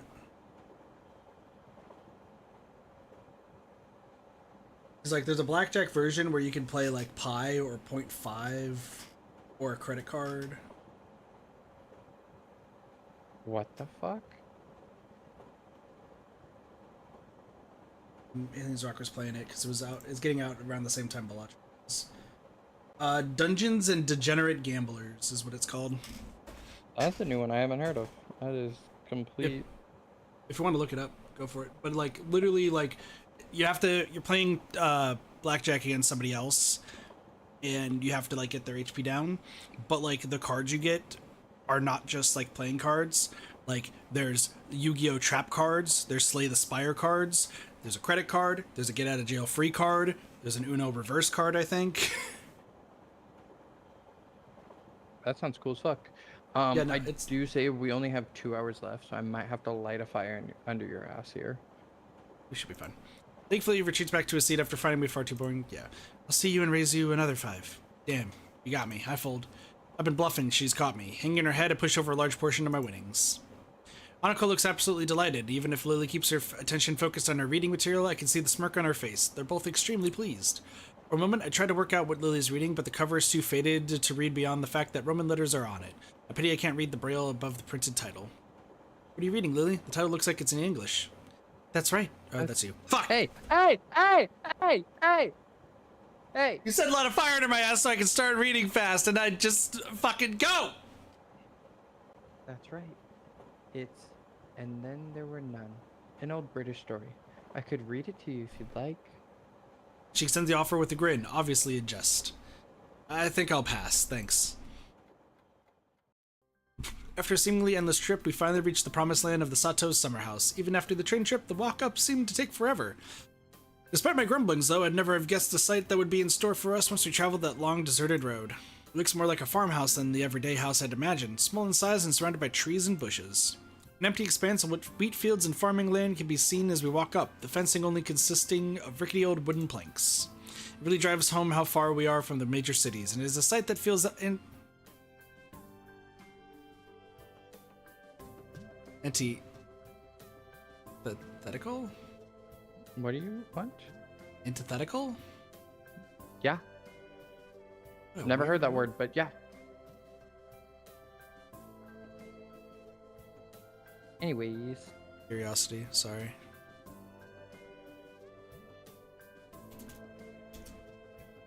Directly opposed or contrasted, mutually incompatible.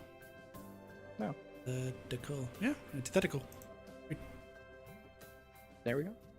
We've all learned a new word today, chat. Be proud. The only thing that doesn't surprise me is its Western styling. Wow, it's amazing out here. It's wonderful.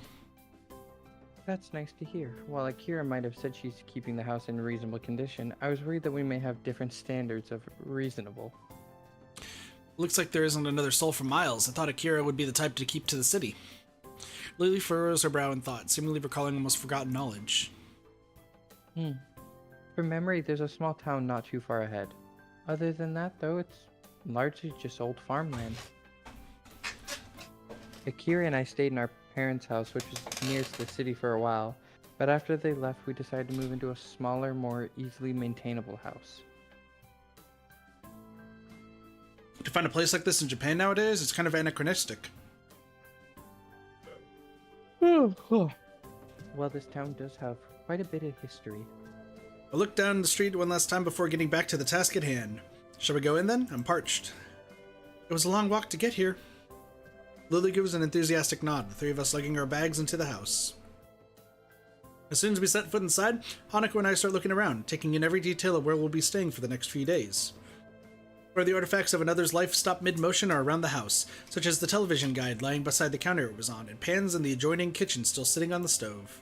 It's a strange feeling, really, as if we were stepping into Akira's life for a brief moment, before leaving in a couple of days just as we'd come.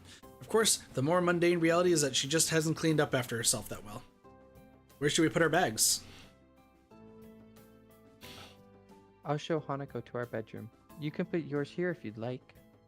But Lily, aren't you... Never mind. You mean I don't have the same bedroom as you two? Hanako flowers into a full blush as Lily takes her cheek in her hand. Oh my, how bold. You two... Hold on, if I'm to leave my bags here, where will I be sleeping? Well, seeing as we lack a guest bedroom... A convertible futon, huh? Sorry, Hazal. I sigh, lamenting my place on the bottom rung of sleeping location priorities. It's not that uncomfortable. Guess there's no other choice. Lily leaves to show Hanako to their bedroom, so I take a small tour of my surroundings after I drop my bag on the floor. The kitchen, just like the living room, is fairly modest, the rustic nature of the wooden furnishings driving home just how far we are from civilization. Returning to the living room, I decide to try out the television until they get back. With the touch of the remote, it immediately flickers to life, apparently set to a news channel. Almost flopping down from exhaustion rather than sitting, I lay back and watch. And watch. And watch. Someone's sleepy. Deepy deepy. Why do you keep doing that? Because I'm looking to see the chapter name. I know when it's happening, Kit. You're fine. I can't listen. I quickly blink to wake myself up. Lily and Hanako having returned minus their bags. From the Hokkaido night sky visible outside the windows, it looks like I drifted off to sleep. Looking to the wall-mounted clock, it's already 10. You found the television then. Yeah, it really does feel nice and homey here. I'm glad you like it. You were already out like a light when we came back from unpacking our things, so we didn't have the heart to wake you up sooner. Judging from her giggle, it must sound funny when I sleep. I swiftly decide not to inquire. There's some dinner waiting for you in the kitchen. Hanako gives a deep yawn, only just remembering to cover her mouth at the last second. My, are you tired? I didn't get much sleep last night. Pretty tired too. It was a long walk up here and it's getting late. If that's the case, I suppose we should retire for the night. Good night, Hizao. Good night. Night. With that, they quietly turn and walk back to their bedroom. Rubbing my eyes, I sigh. I wonder if I'll be able to go back to sleep after being woken up. I suppose I'll eat something and watch some more TV quietly before going to bed. We are now on the chapter you have to worry about.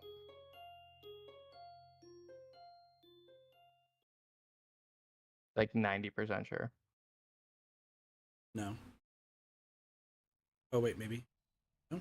That's the Is he scene, still not sleeping? the chapter. I think so. I'm not. I am, however, incredibly tired. It's getting late in the morning. I know that. He likely stayed up to watch television. I could hear it from our bedroom. Only because I couldn't get to sleep. Should we wake him? Don't do that, Hanako, please. No, we should leave him. I doubt he'd be woken up early if he didn't get much sleep during the night. Thank you, Lily. Besides, he sounds so peaceful. It would be a shame to wake him up when he's like this. Keep a straight face, Isao. It's nice she cares so much, though. Hanako, could you go to the fridge and fish out what's needed to make lunch? Alright, just the vegetables and rice? That should be enough. We only need something simple, as we can eat in town later. Hanako's footsteps on the carpeted floor can be heard, moving away from the living room. As they do, I feel Lily's hand gently rest on my chest. It takes a titanic effort not to react, but something about her makes me think she knows I'm awake. A long silence passes. The only thought in my mind is of that gentle, outstretched hand laying upon my chest. After an indiscernible amount of time, Lily withdraws her hand. Good morning, Hizao. Just double checking. Still prelude. Conceding defeat all too easily, I prop myself up and rub my eyes. How'd you know? Your breathing was off. Well, that makes sense. She couldn't have needed that long to work it out. Knowing her hearing, she likely knew before laying her hand on me. If you want to sleep more, you really should go to bed earlier. I heard the television going long into the night. Sorry about that. My medications have been interfering with my sleep for a while now. Even if I'm tired, I have trouble actually sleeping. I'm sorry for bringing it up, Hizao. Sorry. Something. It's blatantly obvious, Kit. It'll be fine. No, I was Okay. moving. Chat. Super important. The only decision that matters for this entire chapter. This is exactly the kind of thing I wish the others wouldn't do. She just said. She's sorry for bringing up your sleeping and that your medication's interfering. That's it. Address it. That's correct. Yes. Come on, you worry about me more than I do at times. It just means I have to sleep a bit longer. That's all. But still. I'd say that I look absolutely fine, but I guess that wouldn't have a lot of meaning for you. She gives a sigh of consternation before trailing off with an amused chuckle, giving up the point. If you say so. Please do take care of yourself, Hizao. Go on, Hanako could use some help. She moves to protest but reluctantly acquiesces and disappears into the kitchen, her hand running along the smooth white walls as she slowly walks. For a while I sit and watch television in an attempt to wake myself a little more, but it's futile. I don't have anything better to do, so I follow Lily's lead. As I round the corner, I see Hanako and Lily, backs turned, quietly cutting food on the granite-colored counter. I am temporarily engrossed as I watch Lily guiding the knife down carefully with a finger on the cabbage she's cutting, each slice delivered slowly but with precision. She seems a little slow, but considering that she can't see what she's doing, it's a small wonder she can cook at all, let alone for both her and Hanako. Hi, Hanako. Lily, want any help? Oh, morning, Hisao. Is that Hizao? Ah! Lily jerks back in surprise before turning around, her yelp immediately drawing Hanako and me to her side. What's a small trickle of scarlet falls downward from her pale fingertip, the knife having cut just deep enough to draw blood. With the television sound masking my footsteps, she must not have noticed me coming. To compensate for having to use touch to guide everything she does during cooking, she must need to pay extra attention. Lily. Don't worry, Hanako. It's just a small wound. I always think this is funny, and it's a big like Japanese thing, and I'm assuming it's dramatic for anime and video games. But somebody gets the smallest nick during cooking, which just happens all the fucking time because knife, and everyone's like, "Oh my god, you're dying," and it's like, "No, I cut myself. It'll be fine." You should still get a band-aid on it, at least until it stops bleeding. First aid stuff would be in the bathroom, right? I think so. Will you be okay here, Hanako? I found out how little heed she's paying to herself as Hanako gives a quick, almost automatic nod. It's fine, I can keep making lunch. An awkward silence reigns as I set the bottle of antiseptic and box of band-aids on the side of the sink, Lily's finger held out for me to treat. The lid of the bottle comes off with a minimal resistance, and the small ball of cotton I soak in the liquid stains a pale green. Okay, hold still, this will probably hurt a bit. She gives a small nod as I take hold of her hand to steady it. With all the tenderness I can muster, I gently bring the dampened wad to the small red line. Oh. What? I barely touched it. Sorry. I give a sigh, both at her reaction and to settle my own nerves. Her pain tolerance is startlingly low. I would tell you to man up, but I can't really do that. As she gives a small giggle, I take advantage of her momentary distraction and gently press the cotton against her finger a few times. Thankfully, it's enough to do the job. We both settle somewhat as I bring the band-aid over the tip of her finger, covering the wound while making sure not to get it stuck to her fingernail. There, finished. You can move now. Taking her hand from mine, she gently clasps it in the other. Thank you. It's no problem. It's the least I can do after causing you to hurt yourself, after all. She lowers her head slightly at the apology, absent-mindedly rubbing her hand in what seems to be embarrassment. You really don't mind. Her answer doesn't seem to make much sense, given that what happened is pretty clearly my fault. I can't help grimacing at her, despite the fact that her dainty smile still holds. She must not like being reminded of her limitations her lack of sight imposes on her. It's something I can't possibly fault her for. I've fallen prey to the same kind of feelings before, despite my condition not being nearly as ubiquitous in my life. Neither of us any the happier. We head back to the various smells of cooking food coming from the kitchen. So prelude. I lay out the plates of food. It's blatantly steams, obvious. You will be fine. steam slowly rising from the well-cooked rice and curry dishes, while Hanako lays out the cutlery. Knife one side, fork on the other, Western. How perfectly fitting for someone like Lily. As we take our seats, taking careful heed of the dark red tablecloth hanging below our knees, Lily emerges from the kitchen. In her hands are 3 glasses and a bottle of wine? As I recall our previous run-in with that devilish elixir, I hide my face in my palm. Alcohol? Seriously? While the Legend of Zelda music is playing? Crazy. And honestly, there's no way Hazao should drink, not with that many heart medications. He's dead. He's fucking dead. Yeah, he's fucking dead. Like, he's on the edge of an overdose every time he looks at the bottle. Yeah, the other two, obviously, being blind and having scarring, they can drink, whatever. But Hazao, no way. She pauses as she reaches the table, a playful grin perched on her face. Akira specifically gave me permission to take a bottle from her collection. Not only does she give alcohol to minors, she even lets them pilfer their own. The perfect model of a responsible adult, Akira is not. More to the point, though, is that this is hardly a meal deserving of alcohol. I'm starting to think Lily is the type to easily become hooked on things. Like Hisao. Anyway, that's not really the problem. I don't really have any qualms with it, but didn't you have a bad experience with it last time? Last time was likely due to drinking too much. So a single glass shouldn't prove a problem until it's more than a single glass. Yeah, that's Think of it alcohol. as a learning experience. Can't recall many learning experiences that made me feel rotten before putting me to sleep. I'll take your word for it. She dips an uninjured finger inside to feel the liquid level, tip against the bottom as the liquid rises up. The white of her finger almost seems to glow as the sunlight hits it, the delicate outline blurred and refracted by the glass. Her fingers are definitely longer than mine, the kind I think more suited to a pianist than a teacher. She's likely have done well if she learned how to play. We quickly dig into our meal, forks and knives clattering up against plates. None of us are particularly eager to speak while eating, Lily altogether too reserved for such a thing, Hanako probably too shy to start conversation, and I too busy savoring the food. Such a pedestrian activity, eating together at a table. It seems so utterly normal, yet it makes me realize how long it's been since I've done something like this. Just the 3 of us sitting around a single table eating as if we were a malformed family. Maybe this trip as far away from everything as we are was worth it. Derpy. Yeah, listen. That word is hard to fucking say!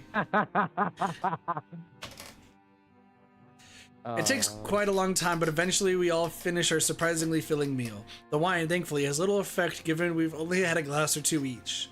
I slump back into my seat, rubbing my stomach contentedly. Stuffed. Lily pats her mouth with a napkin twice, only twice, and with evenly timed intervals in between. It's hard to tell sometimes whether how she acts is a well-trained routine or a well-rehearsed act. I think I must be as well. Did you like it, Hanako? Yep, it was nice. Now that we're all fed, shall we be off? Where? Kit says with his mouth stuffed full of food. It's the last food. Shut up. You weren't privy to the discussion between Hanako and me earlier. I get the impression that she's having a subtle dig at my sleeping in. I'll be going into town nearby. Guess I should have expected two girls to take a holiday as an excuse to go shopping, no matter where on the planet that may be. I'm interested to see more about the north, though, so this can only be a good thing. Sounds good. How's along the walk-in, then? It's supposed to be around 1 mile to 1.5 miles. Nearby, huh? Great. Just great. As we climb up the path surrounded by trees and undergrowth, I watch Lily and Hanako walking ahead. A slight breeze all but whisks away the sound of Lily's cane gently tapping on the ground. I notice that Lily has since removed the band-aid now that the bleeding of her finger has stopped. A deep, lung-filled breath of the fresh country air makes me wish all the harder that the air around home has been quite so clean. It can't have even been half a mile, but I'm already working up a sweat. It isn't a pleasantly cool day, though, so I shouldn't be too hard on myself for it. Hey, Lily, how well do you know this town, anyway? Since I've spent quite a few of my vacations here up until I entered Yamako, I'd say I know it fairly well. We used to drive there once a weekend. I wish Akira was here to drive us now. I quickly take a moment to rub my hands a couple of times, staving off the oddly cold feeling in them. Did you like it up here? I'd say it was nice during winter, but as you can work out, summers get a little too hot for comfort. It's nice and quiet, at least. My family's real house is quite far south. When they left Japan, my parents gave it to Akira and me. Only Akira lives there now, after my moving into Yamako.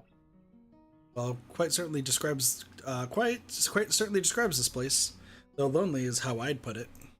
Other than the prophesized small town, there isn't another soul for miles around. Coming from a home nestled deep within this big city, it's certainly different.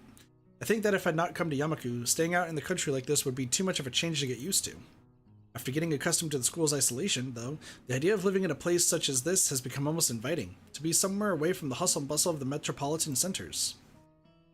So, Hizao, have you been to Hadiko before? Come on. Excuse me? Hadiko? I don't know, man. I'm trying. The fucking name is fucking me, because I always want to say Hadiko, and it's just not what it is. The fact that you're saying a D where the K is what's surprising me this time. No, it's Hawk. H-O-K. Hawk. Kai? It's Hokkaido. Hokkaido. Whatever. Where are the D's in that? That's what I'm saying! Fuck you, Travis. This is my favorite part of whatever Doge has to read in a game, is if it's a foreign anything, he can never pronounce it. I know German and Russian. That's it. Leave me alone. It's the only thing I have over Doge. I'm a World War II nerd, not a Japanese nerd. You had trouble saying Makoto when you played Danganronpa, so. Oh my god, so often. The entire time, and it was only one stream. And it was Makoto. Oh, we gotta get back into that, but you. I used to live down south, and we never had any field trips or holidays up this far. Well, it's a new experience for you then. Yeah, it is. I'm surprised at how nice it feels here. How about you, Hanako? She shakes her head from side to side. It's my first time, too. As we continue walking, I begin to feel pins and needles in my legs. It's a little disturbing, given there's no reason for it to be happening. Could you two hold on a moment? I just need to... Is anything wrong? No, I just got pins and needles in. Uh-oh. My vocal cords suddenly become taut as my chest tightens instantaneously. I quickly pull my upper arm over it, trying to quell the shot of pain spreading throughout my entire body. We gonna die! You don't think about it, walking this far, especially if it's uphill or on uneven road, kind of rough. Say my name. I'm the one who knocks. Hizao? Lily's face is only mildly concerned, not knowing the sight which Hanako is recoiling from. I'm fine, just tired. I remove my arm from my chest and force myself to begin walking again. It's just a minor heart flutter, so I'll pass like the others. It takes a couple of steps before my body violently revolts against me, the legs suddenly beginning to give way underneath me, and all the tension in my knees seeming to evaporate. Before I could react, they uselessly give way under my weight, leaving me only just enough time to brace myself and fall onto all fours. Ah, damn. Isa! As I look up to her, I realize my face is still taut with pain, only adding that much more to her worrying. Hizao, Hanako, tell me what's going on. Hanako, tell me. Hanako quickly moves to my side as Lily almost panics, having little clue as to exactly how bad a condition I'm in. While she stands there petrified, I lower my face and take a deep breath. I come to the realization that makes me endlessly irritated with my stupid self. With all the excitement of my new surroundings, I entirely neglected to take my medications last night or even this morning. We're stupid! Take another breath, the acute pain in my chest begins to die down as suddenly as it had arrived. Thank God, thank God, thank God, thank God, thank God. As it does, I became acutely aware of the sweat by now pouring off my face and the two scared girls around me. Hizao. I'm fine, Lily, I'm fine. I screw up my brow in an effort to lever myself up, Hanako's arms quickly moving to catch me if I fall as I stumble a bit before regaining my balance. I look to Lilly, fuck me.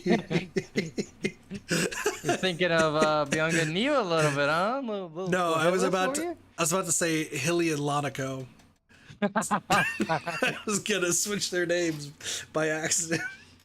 That's good. Whenever there's two names, I have this really bad habit of switching their letters around. I looked at Lily. Yeah. I looked at Lily and Hanako, worry written on both their faces. I feel awful, utterly awful. I think we should go back.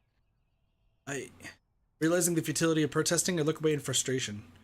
Fine. Depression. We fucked up! Take your meds! Always take your meds if you have a serious medical condition. Right click. That's what I'm doing. Gary! Right? Yeah, crescendo. I just want to see. Yeah, Open my eyes correctly. It's not showing you the chapter. It's showing you the scene. This is well, no, the this is chapter. no, like literally. Scene is chapter? I don't understand. I open my eyes groggily, completely bereft of energy. For a while, I simply lie down lifelessly, staring at the ceiling as I review the events of the morning in an attempt to organize my thoughts. I went to walk to town. My heart nearly gave way, but came back. I took my pills. I slept. I can only remember each period of time as a snapshot, but the timeline is clear enough. The memory of the girls' faces as I struggled to stand is an unpleasant one, stinging my feelings harshly. If I look at the ceiling hard enough, I can imagine the tile edges and small dimples of the ceiling in a hospital. That fact alone is enough to make me sit up and try to pull myself together. I scratched the back of my disheveled hair, glancing around the room. Lily and Hanako were nowhere to be seen, and the television's turned off. The clock above it says it's pretty late in the afternoon. The noticeably reddened sky outside the windows confirms it further. I turn and pick myself off the futon, swaying slightly as I put my arms out for balance. I suppose I better go look for the girls to see if they're alright. As I look out the window, I faintly see something in the distance. Straining my eyes, I can just make out the shape of a person's figure. Her long blonde hair, swaying in the faint breeze, makes her almost seem to melt into the bright yellow of the wheat field. Without a second thought, I leave the room to follow that lone apparition. The brightness of the setting sun assaults my freshly woken eyes, forcing me to avert them until they adjust. The long yellow strands of wheat brushed against my legs as I wade through them, the densely grown field making it hard to advance. Regardless, my eyes stay fixed ahead, true to that solitary figure. Within minutes, I reach her. Meters behind her turn back.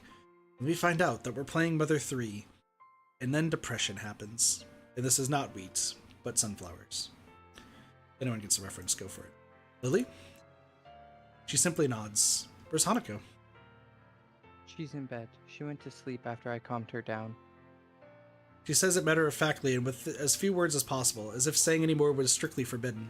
There's something different about her. Her normally confident figure seems oddly fragile, her body offering no resistance to the breeze blowing her skirt. The strands of wheat sways from side to side with while a deafening pause passes, the only sound being their rustling.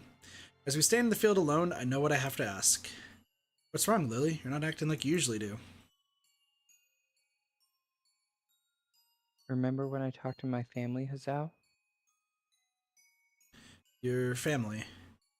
I look downwards in thoughts, sifting through my scattered memories. The event seems a leap ready to hand while I search for it, rising to the surface as soon as it was recalled. After Hanako's birthday party? She gives a single simple nod. It was nice back then. You and I, celebrating with Hanako, simply sharing presents, talking, having fun together. It was almost as if we were a family, one small misshapen family. I thought that could go on forever, just the three of us happily together. She takes a long breath, a slight shakiness to it just barely audible through the moving air. Even if my family was so far away, as long as we were together, that's all I needed. I don't want to lose you, Hazao. I didn't even realize how afraid I was of losing someone until today. Until... I'm sorry, Lily. I know my body's weak, but even then I make the most stupid mistakes. Don't apologize. Please don't apologize. Lily? She turns to face me, her pale cheeks stained with tears. One misguided step after another, she stumbles toward me, her arms held out in search of so much as a faint brush against me.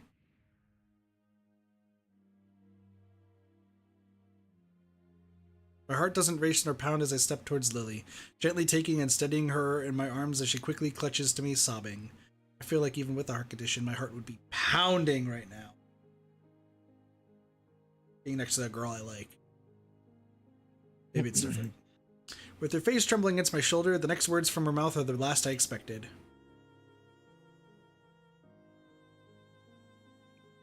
I love you, Hazao. I love you, I love you, I love you, I love you. You I missed think one. I was one short. Yeah, I fucking knew it. I love you.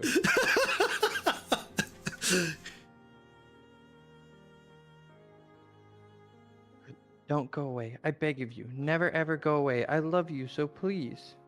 So that's why she's been acting like this. The tender voice when I called her, her thoughtless concern at the slightest pain I might feel. After having been left in Japan without her family and with only Akira, Hanako, and me around, she was afraid of losing yet another person who was close to her. She was generally worried about me. It's a strange feeling, a mix of surprise and sorrow, yet also of the deepest gratitude I think I've ever felt. The only reaction I can muster among my conflicting emotions is a calm sigh. You idiot. Zao? For a fleeting moment, I feel her body become still. The only movement to be felt is the calm afternoon breeze. I said it before, didn't I? It's only natural to feel concerned about those around you. I'm still here, and I'll always be here, because I want to see you more each day, to share in your happiness, to support you in your sadness. But most of all, I'll still be here because I want to see your smile, your true smile. A single gust of wind rustles the long strands of wheat. A second's silence passes. Smile when you want to smile. Cry when you want to cry. I love you, Lily, so you don't have to hold back anymore. With that, her arms clutch my back as tightly as she can, her face buried beside mine. Her tears fall down my back, and she cries unrestrainedly as the last of her resistance melts away. He's out. He's out. He's out. I close my eyes and bring my head down to her shoulder, holding her shaking frame tightly. Well, we knew she'd be screaming your name, but this isn't the reason why we thought. Yeah, true. It's okay, Lily. I'll never go away. I promise. Yeah, This is the scene. Yeah. So I know the line. I need you to click Yeah, I know. through I very have slowly. it pulled up as well. It's time for the greatest censor screen of all time. We slowly walk back to the house, holding each other tightly as we take a seat inside. Lily leans her head onto my shoulder as I put my arm around her waist. Neither of us has any want to break the silence. With her eyes shut, it's hard to work out whether she's fallen asleep. Not that I mind, the warmth of her body leaning against me, the softness of her hand delicately held in mine. For a long, long time, we sit leaning against one another, sharing our warmth and feelings as night eventually begins to settle in. Lily's gentle, soft voice ends the silence. Thank you, Hazao, Thank you. for returning my feelings. Did you think I wouldn't? There's always a possibility. I take a deep breath and thought, that which was only my fault. It's funny, I thought actually. chapter was multiple scenes in it, and I thought it listed differently, Travis. It's not you. It's just the way the game clarifies. All right, I didn't understand. It's funny, actually. I was thinking of telling you about my own feelings sometime soon. I guess in that way, you saved me the effort. She raises her head a little and gives a tiny amused giggle. I smile at how earnestly it is, so girlish in its lightness. She collects herself soon afterward, her hair resting against my shoulder. Feeling a bit better? She gives a small nod. You are thoughtful, Hazao. That's why I like you. I'm sorry I'm like this. As much as I didn't want to make you concerned for me, I couldn't do anything to prevent it. Don't apologize for it. Please don't. Lilly? Have I ever apologized for my blindness even once? You can't help the way you were born, Hazao. There's no point in apologizing for who you are. She says this with surprising conviction. In the end, it was perhaps this mentality which spurred her to befriend me in such a short time, in addition to her motherly instincts. She did seem to become trusting very quickly, but I'd never questioned why. Now it seems obvious that she did so to help me as I went through one of the lowest points of my life. I moved to respond, but cut myself off as I feel her fingers run gently through my hair. I feel their soft and delicate touch moving downward to trace the contours of my face, her palm finally setting on my cheek. You are a beautiful person, Hazao. Please don't ever apologize for that. For a moment, I'm utterly speechless. I slowly bend my head down, placing a tender kiss on her light, voluminous hair. We're a couple of right old fools, aren't we? We are. After a long calm, she speaks again. Hazao? Yes? I wouldn't mind if you... I feel her hand tensing under mine, trembling slightly. My mouth opens, but try as I might, I can't formulate a response to her proposition. Lilly? Before I can say another word, she slips her hand from under mine and tenderly holds the side of my face once more. Please. I give a peaceful smile, holding her hand against my cheek as I nod a single time. Okay. As I look into her eyes, she leans towards me. Her delicate lips touch mine as she guides herself with her hand. Attaboy, Hisao! She breaks off not Lily a is second the one later. controlling this, I'm just saying. Attaboy, Hisao, shut up! She breaks off not a second later, faintly smiling. I love you, Hazao. We kiss again, this time with both of us meeting the other. While the previous kiss was one of love, this is one of lust. Our tongues meeting and our breathing heavy. After precious seconds, we part, both our faces well and truly flushed. Okay, 18 plus part. You gotta look. We're looking for a specific line. We're looking for a specific line. I know. I'm just saying, if you're uncomfy, now's the time to leave. Both of us bring our fingers to our lips in unison, recalling that fleeting feeling, rapidly becoming buried both by our urges and bashfulness. Lilly is the first to shift uncomfortably, though. What is it? And cat. And cat. Doges! Cat and Doges! Put up the scene! Put up the scene! It's up, it's up, it's up. It's up. Go for it. Should we get more comfortable? Okay. Now that she mentions it, this futon would be a bit too narrow to do much on. Considering the thoughts running through both our minds, it's no small wonder one of us has any measure of foresight left. So Doge, you've not seen this, right? You've not seen the NSFW scenes? I've seen the text. I've not seen the actual, like, images.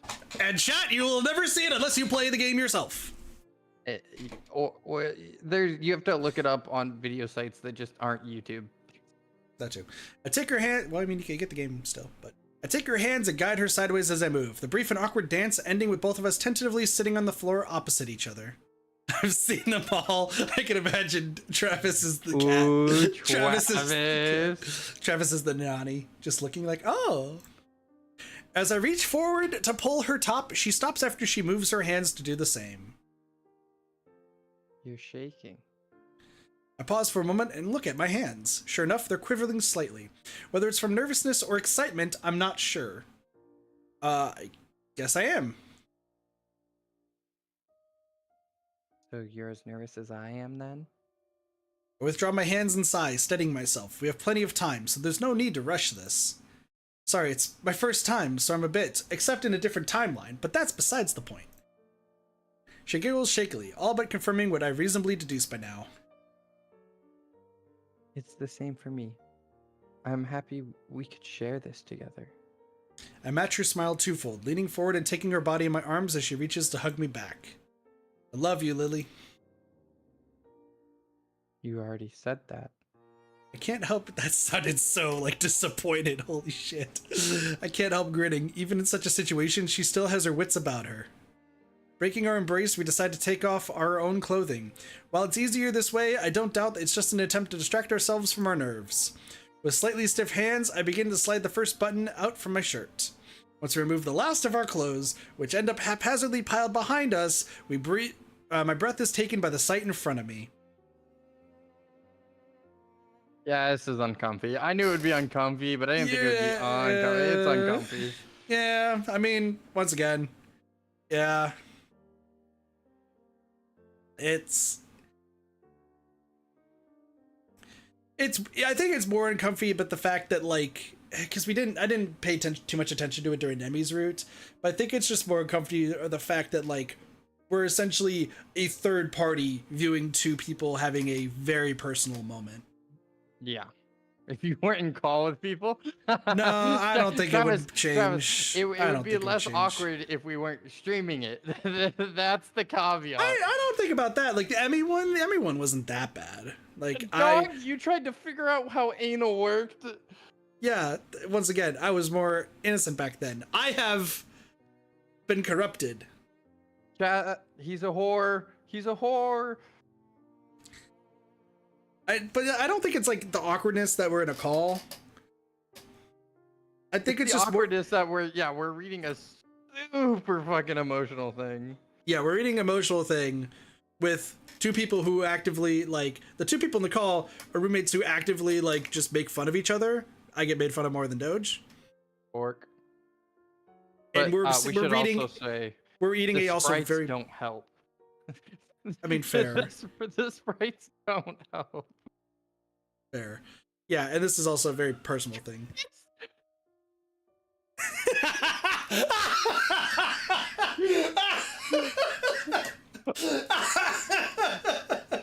I figured it out. All right, let's get through this. Let's get through this. There's only 2 scenes of this, so. Her long, shapely legs, full hips, and her breasts, plump but dainty. Her slightly blushing face, delicate and reserved, is framed by the bangs of her hair. Her hands, tightly held behind her, only serve to further accentuate her chest. Her tall and pale body is beautiful when bared. This girl in front of me, reserved yet playful, astute yet hospitable, is the girl I've fallen in love with. I lean forward, delicately taking her shoulder in my hands. Like I said, Travis, it's just a little awkward. As I do, she brings her hands to my chest. With a slightly uneven breath, we lean into a deep kiss. I feel one of Lily's hands slowly slide up to my shoulder, it and her head very gently moving forwards. Assuming her intent, I lean back onto the floor. Oh god, it would be so awkward if Hanako woke up right now. Holy fuck. I just realized. Back of your mind. Yeah, keep that at the back of your mind, because the Emmy one, you're pretty safe. Yeah, Emmy. Well, no, Emmy's the anal scene with Emmy. Like, if anyone walked into that, like, warehouse, you'd be fucked. Yeah, but getting caught by like a teammate is funny, and like you're gonna get shit for it, but that's kind of the be all end all of it. Getting walked in on what is equivalently in this family your child. Yeah. Hey yo, Travis. Hanako's good at, like, opening the door slightly, so she's just. Hey bro, we gotta make money off of this somehow. No.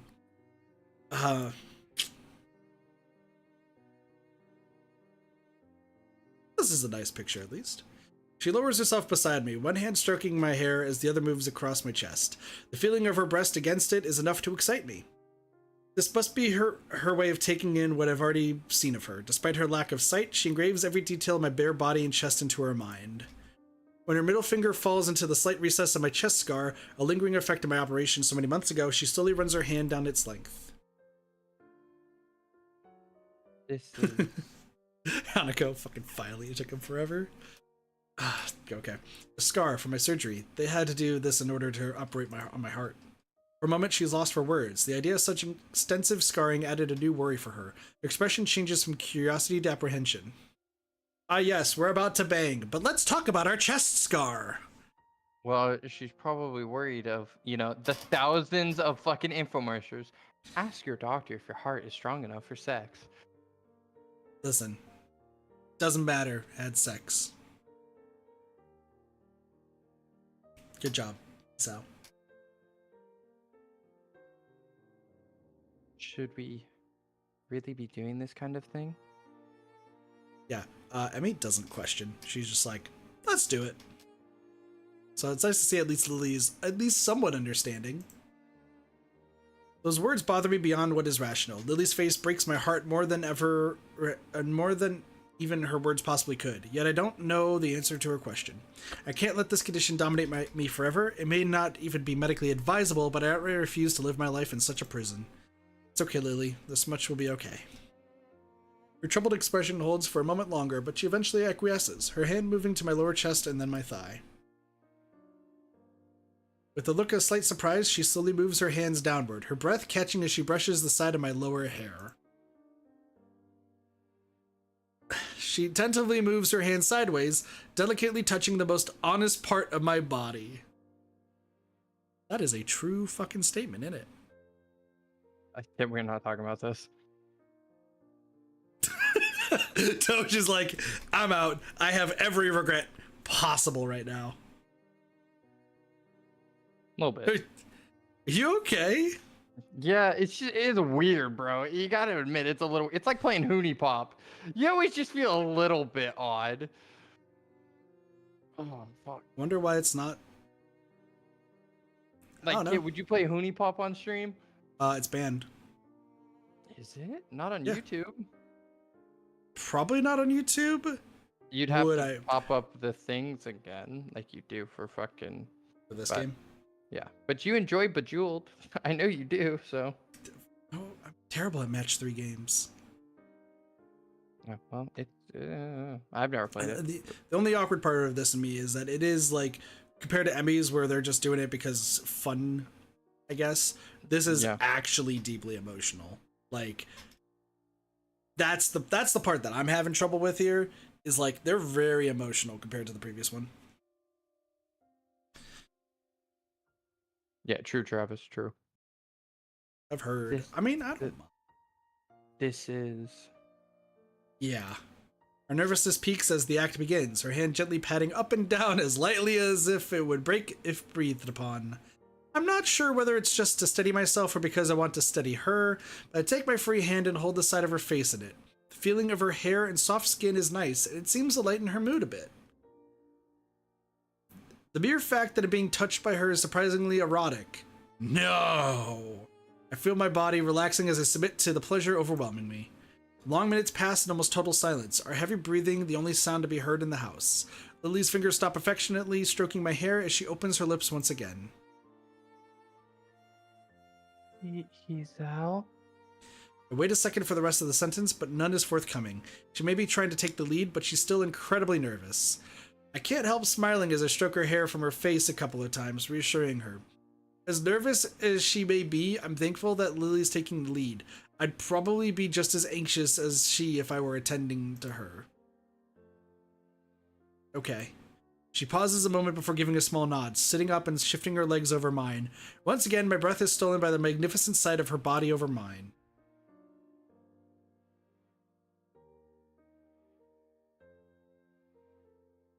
Just read. Don't you dare. Just read. I can only look on dude, I'm just like, yeah, this is...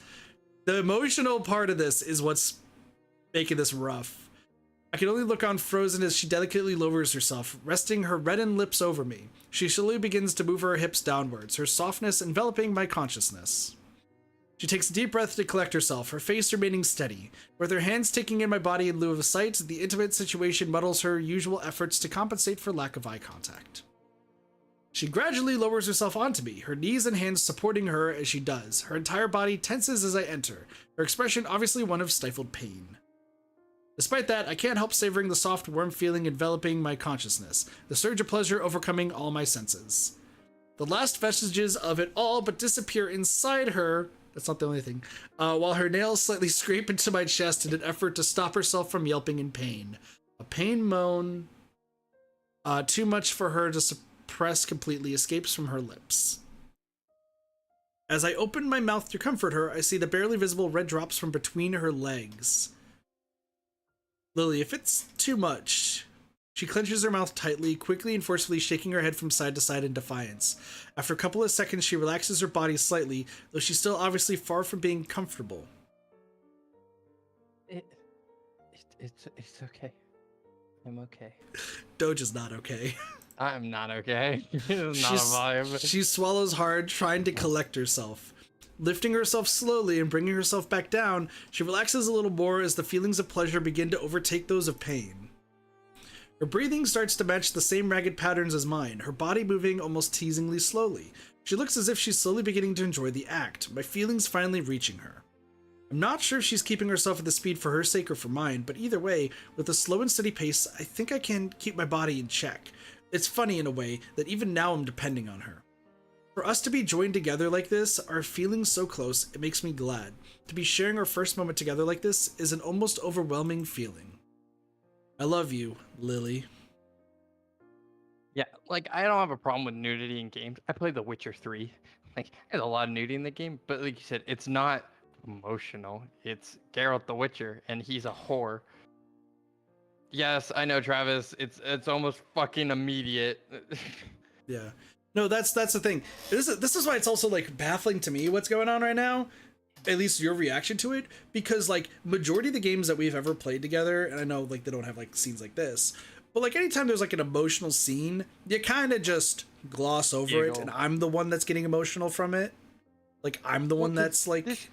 This isn't like, it's not getting to me. I don't feel the emotions of this moment. I'm not like, wow, this is so sweet and wholesome. Well, I'm like, wow, I don't think either of us think this is stupid fucking high schoolers being dumb. But no, it's just like, no. It's well, like if somebody's family member died and you accidentally like touch on the subject and you aren't close, you're just like, ooh, I have breached a subject that I am not supposed to be emotionally involved in. Well, that's why I'm saying, like, even though you say it's not emotional, like you're not like getting like teared up, like this is such a sweet scene or anything like that. The fact that you're like taken aback because this is like what is supposed to be a very intimate and private moment for two characters, or for two people, let's just say, like treat them as if they're real, like seeing as a third party to a intimate scene like this is an emotional in a sense, because you're like, you just feel awkward being involved in any way. Like this should just be left to them. Meanwhile, you have me who doesn't entirely have the concept of this, because I seemingly have a weird knack of just being in the wrong place at the wrong time countless times. It's like watching a drama TV show. Like you can watch 50 Shades of Grey and not give a fuck because it's not dramatic in any regard. It's just like sex, and you're like, all right, yeah, whatever. But like a drama show, like General Hospital or something, you're just like, yeah, it's like that's a little weird. And then real life wise, like if you walked in on, I'd imagine if you were to walk in accidentally on two people having a special moment, you'd probably feel awkward. The amount of times I've accidentally done that because college dorms are fucking dumb, and also coworkers are dumb. Oh, I've walked in on my homie sleeping with someone before. I just like laughed and walk away. Yeah, no, not so you have as well sleeping with somebody. Yeah, okay. So you just laugh and walk away. It is what it is. It doesn't. Yeah, see, matter. that's what I. Yeah, no, because I've said that happened too. But I guess it's just like, in this case, it's actually like supposed to be like, emotional, and that's why it's making you uncomfortable. But for me, I just don't. Hi, Sparks. I can feel her body tensing, her breathing and movements becoming steadily less carefully controlled. What a way to come back, Sparks. Welcome back. I'm happy to be making her feel so good, but as my thoughts become increasingly focused, I can feel myself rapidly nearing my limit. Also, no protection was used during the scene. Control of my body is instantaneously wrested from my mind as I grit my teeth hard, a loud moan escaping as I climax, and my hips hit hers. Her body hunches over at the same moment, her breast touching on my chest. We stayed locked in an all-encompassing ecstasy for a brief moment, my mind completely taken by the feeling for a precious few seconds. It ends all too soon, and our bodies collapse in exhaustion, with Lily barely staying on top of me. I lifelessly managed to wrap my arms around her limp, sweating body, and for minutes we simply lay there, silently savoring the contact with each other while we recover from the experience. We literally just started dating,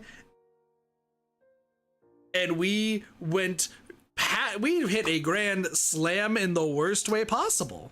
Like I said, high school relationship. I don't know what that means. Typically in high school relationships, you rush through the bases really fast because you're less about love and you're more about lust. At least in American schools, it's just what happens. Hako in the other room Versus, just you know, desperately pulling the pillow tight over her head. versus something like an adult dating in real life where they're like, yeah, we could fuck, but that's not the goal. No, foreign concept to me. Neither of us had thought ourselves prepared for such a thing. Of that much I'm certain. You literally started dating an hour ago. Entirely Like drained, 25 far minutes ago. far past the point of conversation, I look at her tired face. It looks as if the exertion, both physical and mental, has almost forced her to the verge of collapse. I love you, Lily. She nods weakly, rubbing my hair with her left hand. If we could simply remain together like this for all an eternity, it would be paradise like none other. Dude, they animated her eyes moving, and I did not fuck with that. That was terrifying. Dude, that's been going through the entire scene. No, Her dude, eyes I have been didn't like closing. that. And, yeah, no, her eyes have been closing and opening, and their facial expressions have been changing. Yeah, but normally it's like a panel skip. It's just like one photo to the next photo. This one was like there was like an animation to it, but it was shitty animation, and it looks so gross. You're good now. Cat can go away for about, I don't know, 10 minutes, and then Cat has to come back. Oh. Do you regret joining the stream now, Doge? No, like you said, I knew what we were walking into.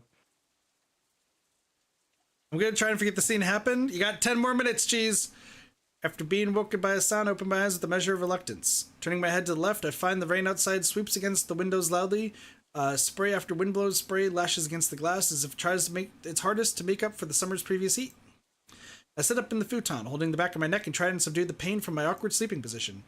By all accounts, I should be lamenting the turn in the weather, given that this is our last day here. The events of yesterday refuse to stop flooding my mind, though. The feeling of holding Lily's crying body in my arms, the rush of lust and hormones that flowed through us as we spent the night together. It seems almost futile to try and rationalize everything that happened.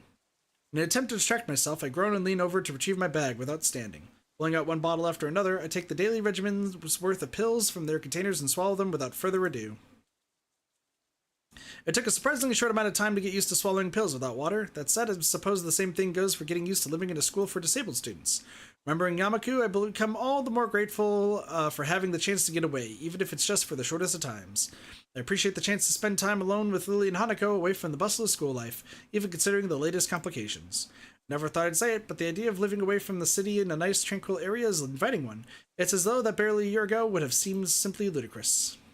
A flash of pink, no doubt Hanako's gown, peeks from around the corner. Realizing I must look a sight since I've only just woken up, I slap the remaining pills into my mouth and run a hand through my hair. Good morning, Hisao. Oh, good. I reply to her, completely forgetting that I'm in the middle of swallowing a particularly large pill. Coughing and sputtering, I violently gag on it. Ah, Hisao. She looks even more pale than before. It's just because of the backwards back tone. After sputtering loudly and tapping my chest a couple of times to force it down, I managed to recover. I'm fine. Sorry, forgot I was swallowing. The whole house is like whitewashed. Like they just didn't put a lot of effort into this scene because it's not used a lot. So it just, the whole texture is off versus how clean the school looks. Yeah. Sorry, I didn't mean to. I hold my hand up, gesturing for Hanako to stop. I gagged. It's my fault. Morning, Hanako. She pauses a moment before bowing in reply. Walking, no, staggering in behind Hanako is the familiar figure of Lily, also dressed in pajamas. With her eyes full of sleep and her hair bedraggled, she's a sight to behold. Hi, Lily. Bedraggled. That's a word. Good morning, Hisao. For a while, a silence hangs in the air as neither of us knows what to do. Given what happened last night, we both have more than enough reason to be finding the situation awkward. Just how are we meant to react to meeting each other after something like that? Doge! How do you do that? Give us the wisdom I'm not of gonna a Doge. lie to you. Do you want to know how it was after mine and Allie's first time? I shit you not, I dabbed that bitch up in bed. You do something goofy and funny, and the awkwardness goes away. So I dabbed her up. It was great. Or so I should say dab up. I do. God, did you ever watch Finding Nemo? Yes. Finn Noggin. Oh. Okay. You just hear us go Finn. Talking. So after emotional moment of stuff happening, Laughter is always the best to get past the awkwardness. Unless someone died, and then you have to like feel sad for a bit. chat, take note. Filled up the Yo. ketchup and dabbed her in it, obviously. Chat, also take notes. The best course of action would probably be to talk to Lily alone to set things in order. I'll start making breakfast. Lily evidently catches on to my train of thought. I'll help. Hanako, could you set the table? She nods, her head disappearing into a cupboard as she quickly goes about her assigned task. I rub a little more sleep out of my eyes as I wander over to the fridge and take out some milk. And Lily grabs various brightly colored boxes from some of the lower cupboards to my side. While we make the rather bland-looking meal, I whisper somewhat more quietly than usual. Knowing Lily's hearing, she won't have any trouble catching what I say. Are you okay, Lily, after last night? She gives a delicate nod, her expression weak. Though her tiredness surely plays a part, she seems generally unsure about what's happened between us and how to move ahead. Can't say I blame her, considering my feelings are the same. I'm sorry, Hazao. I wasn't thinking straight yesterday. I never stopped to consider you or Hanako, and even went as far as... She's winding herself up. With her hands and voice both tightening, I give her a gentle bump to try and lighten up the situation. You don't have to apologize. I said I liked you as well, after all. But I... As her composure begins to falter, it's become obvious there's no alternative. Turning to Lily, I gently embrace her calm frame. She offers no resistance at all, thankfully pulling back just from the edge of her emotions. Despite our reassuring embrace lasting only a matter of seconds, I notice Hanako wordlessly watching. The plate in her hand hovers inches above the table, her action halted midway by the sight. The clatter of utensils against plates is the only sound to be heard as we silently eat, whereas before only two of us may have been unsure of ourselves, the entire situation has changed. After weeks of blissful friendship, welling away the days with shared meals and chatter with little meaning, the relationship of Lily and me, no, that of all of us, has irreversibly changed. I can't take this. Lily. She solemnly nods, gently laying her spoon onto the plate in front of her. Neither of us know exactly how we regard each other, let alone how Hanako would view us. It might seem abrupt, but I've confessed to Hazao. For a moment, Hanako looks almost confused, precisely the reaction I thought she would have. She eventually nods, her spoon still in her mouth as she does. Did you accept? I did. She gives a smile so large and so earnest, I find myself blushing. I think it's the brightest I've ever seen her expressive look. And I'm happy. I'm really, really happy. I'm sorry for not telling you about it before. Things have been... Hanako shakes her head from side to side empathetically. Is that how you say that? Emphatically. Emphatically. Apparently forgetting in her rush that Lily couldn't possibly notice. She begins fiddling with her fingers, looking a little more nervous than she did before. To be honest, I began to think you might like each other a while ago. At first I didn't really know what to think about it, but I decided in the end that if my friends are happy, then I'm happy. I was really glad to have another friend when we met Hazao, so you finding love through him is even better, right?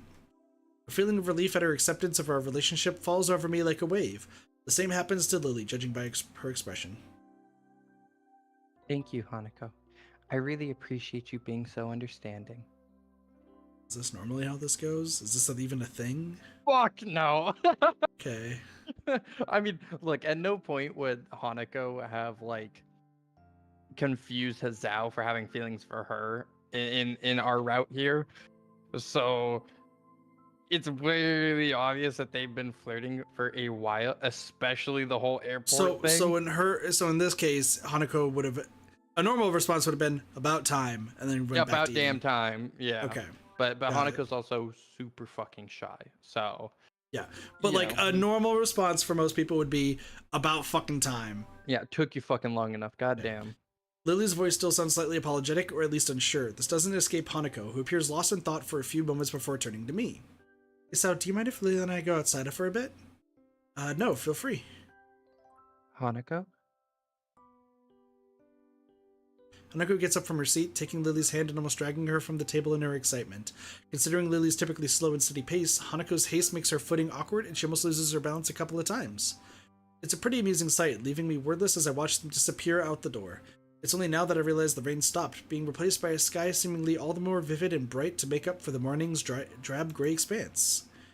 For Hanako, this must be a pretty big revelation. Lily and I are really the only people she associates with, almost as if we were parents in her own stead. I suppose that might well be the best way to describe the relationship we share. A father, mother, and daughter, all playing around in our little make-believe family as if it could last forever. It might be a strange dynamic, and one that certainly can't last for long, but maybe just for this one small moment, it's okay. As I stand from the table to go to join Lily and Hanako in the fields outside, I nod to myself in affirmation.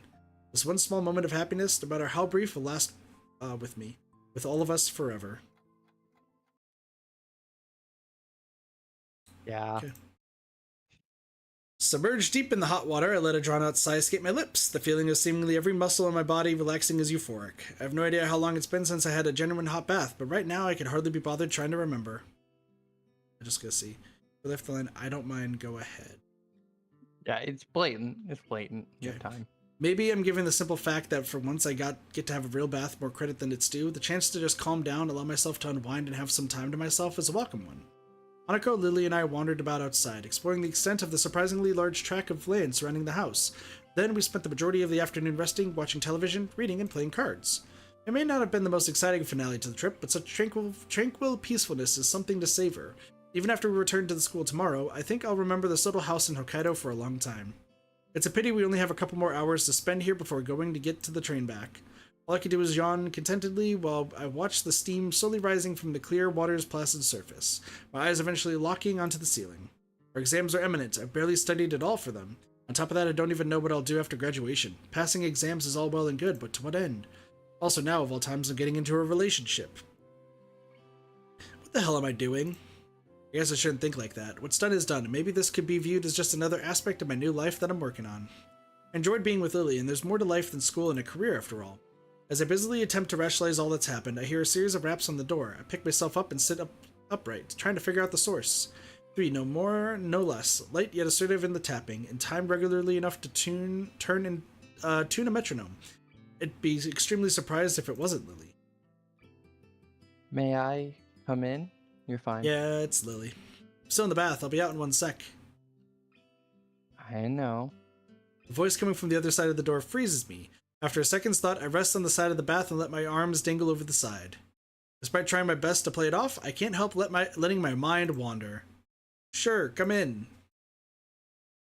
With that, she opens the door, slowly walking into the room and closing it behind her. She looks oddly calm, countering my racing heart.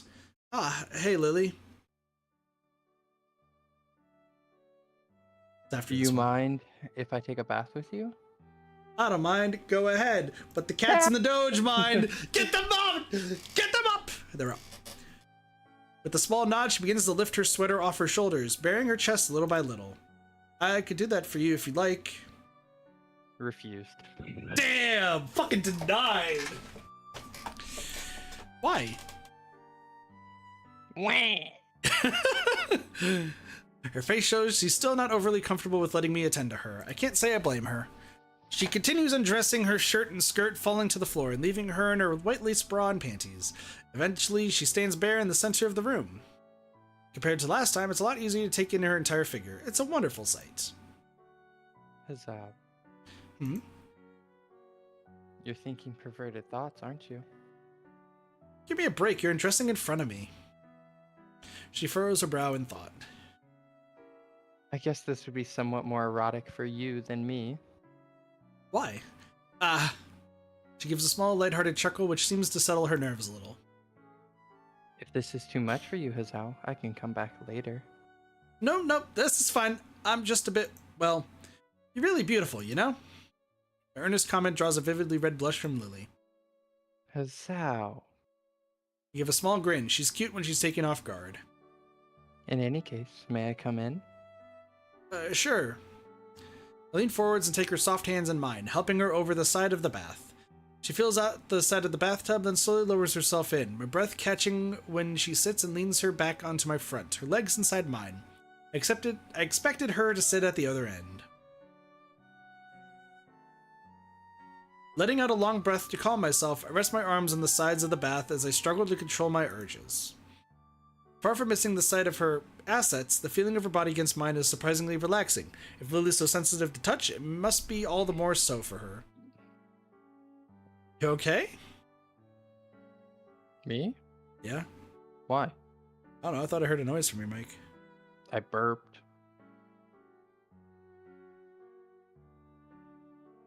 You run your bath quite hot, don't you? A bit. Do you want me to run some cold water to cool it down a bit? She gives a small shake of her head. No, this is fine. Okay. Conversation comes to an abrupt end, silence taking over.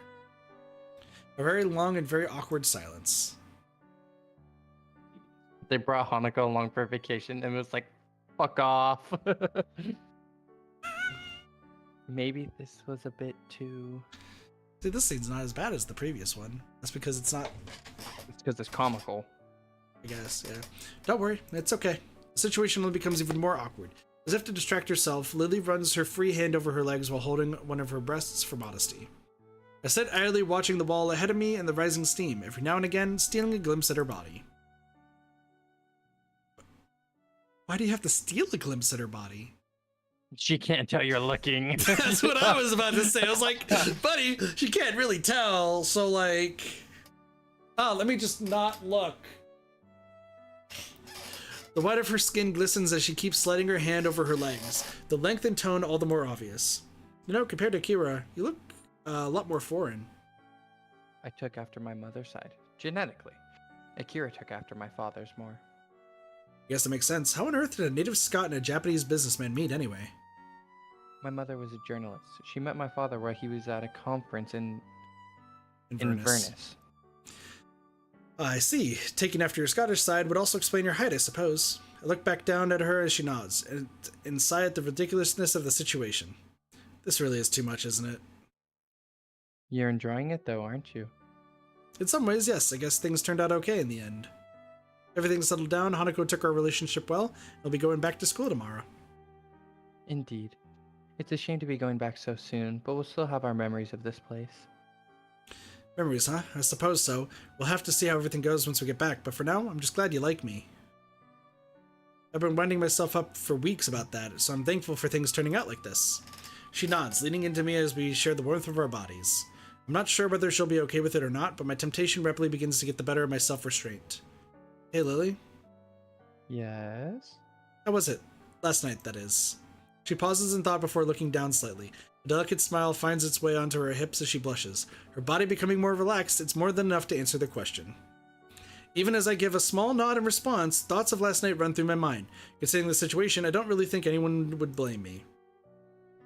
Hazao, your heart's beating. That's how we stay alive! Yeah, I fucking hope so. Her voice is cut off as I delicately place a hand on her thigh. While I'd be resisted before, the memory of our first time is enough to make me give in. She lets her body lean into mine without a word of protest, an invitation that it'd be hard to put to ignore. I place a small kiss on her neck to accept before slowly moving my hand over her smooth legs. Hazao, please. Even as she says it, her mouth curls upward into a smile, her tone caught between embarrassment and awkward giggling. Eventually, she takes one of my hands in hers, guiding it to her right breast. I gently appreciate the tentative guidance she was willing to give me. All signs of tension in her body give way. I continue to take in the feeling of her soft skin, redoubled as my other hand slips between her legs. I wonder if the feeling of my hand on her is exaggerated by her lack of sight, since her other senses are so finely tuned. She does seem to be enjoying it to a surprising extent, after all. It gives me a somewhat odd feeling, but a pleasurable one. It only takes a few minutes before her body starts to squirm ever so slightly, her efforts to stifle her moaning becoming visible as she purses her lips, her light-hearted whispering protestations become noticeably more quiet. This makes me realize that all her squirming against my body has made me increasingly excited as well. Lilly. I withdraw my hands to give her addled senses time to respond. Nodding, she shakily stands and offers her hands for me to lead her out to the out of the cramped bathtub. Okay. Yep. Okay. I mean, technically, out of every scene we've seen, the most PG. Just saying. Honestly, yeah. She maneuvers herself out of the bath as I do, our hands holding each other's. Eventually, I sit beside the bathtub, the two of us fussing around a little until we get comfortable. With a small gasp, desperately constrained to avoid being audible outside, she lowers herself on to me once again. The way she moves makes it obvious that she must still be on the verge of her climax.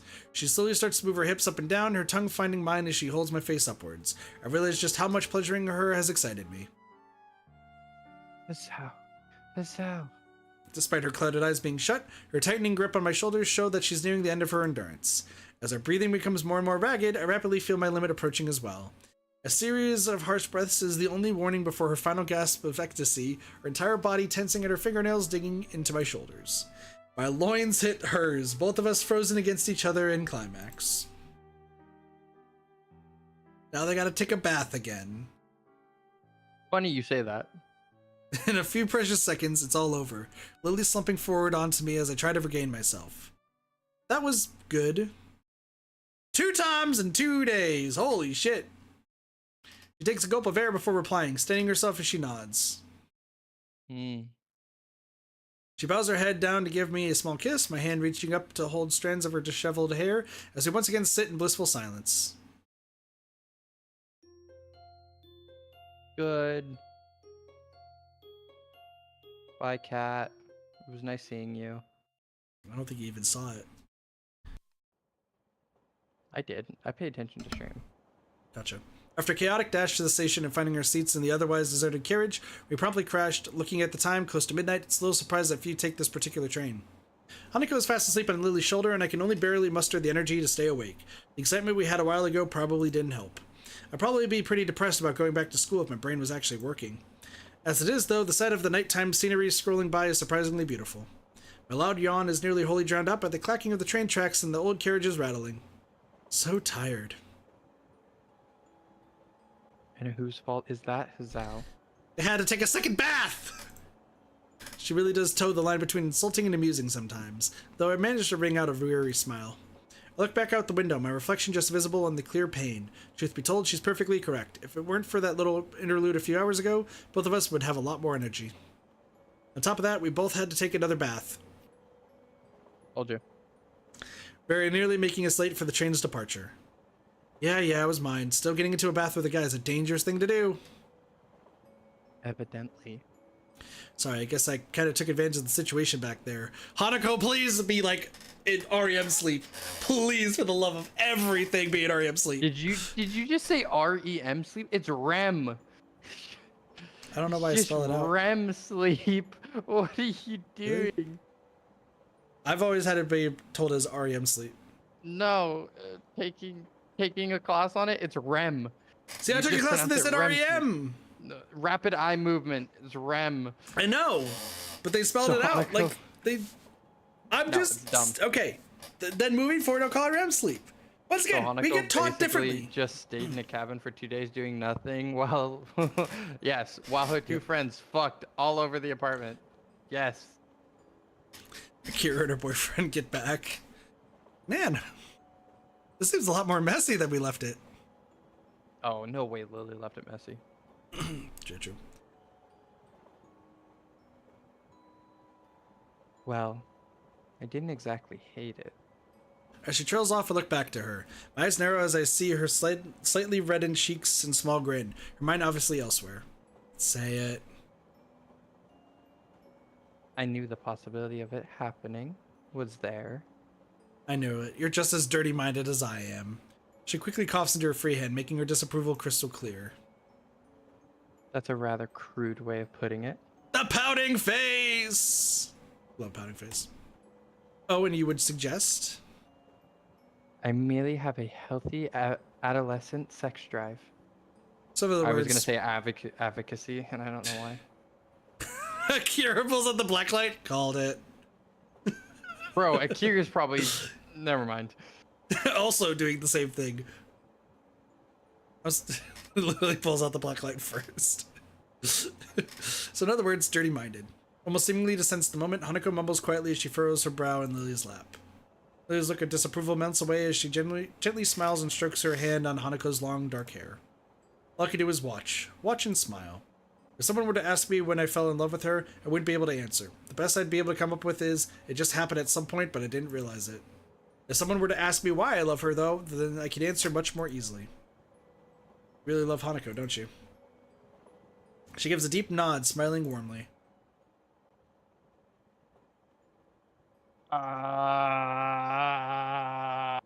Your choice. Talk about Hanako. Your choice. It's up to you. We still need to read the line. It's a pity we have to return to school. She seemed to relax so much while we were all away. I wouldn't worry. Hanako's been gaining confidence thanks to you, at least for as long as I've known you two. She gives a self-deprecating sigh.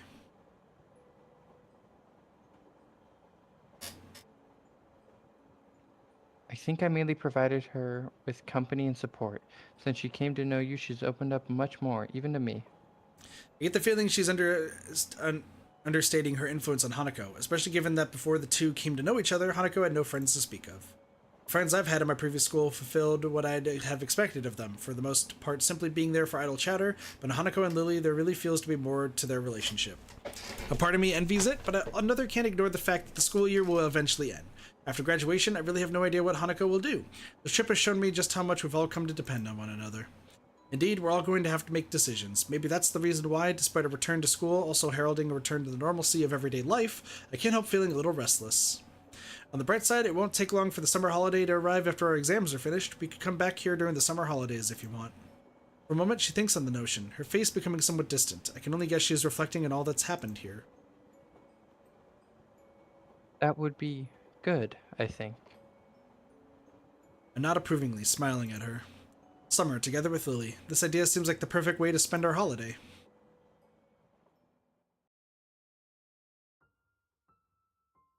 End of Act 3. GG. Act 4, the future.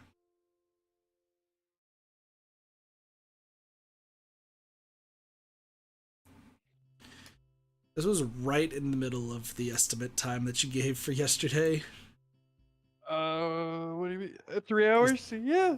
You said like I said. You said 2:30 to 3. Did you Yeah, say I said 2 two to and a 3:30? half to.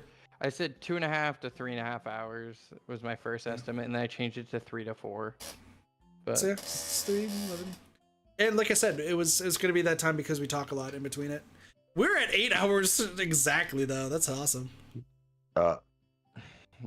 yeah. So, chat. I hope you can bleach your eyeballs and your ears, and it'll all be good. It's a good route. I didn't know you collect like the fragments of everything. Yeah, for getting through it. Though it doesn't seem like, because like the endings are separate. So these are just like the scenes that you've seen. I guess. If you go to extras, I don't want to touch extras right now. I don't know if those scenes are in there, They but are. they damn well might be. No, they are. Yeah. I'm putting up the cats. So there's the gallery, which like. I was gonna say the gallery doesn't look okay. Yep. There you go. Fair enough. Is this Lil? Oh, so this is all Emmy. Yeah, that's all Emmy. First, then Hanako, then here's this one. Yeah.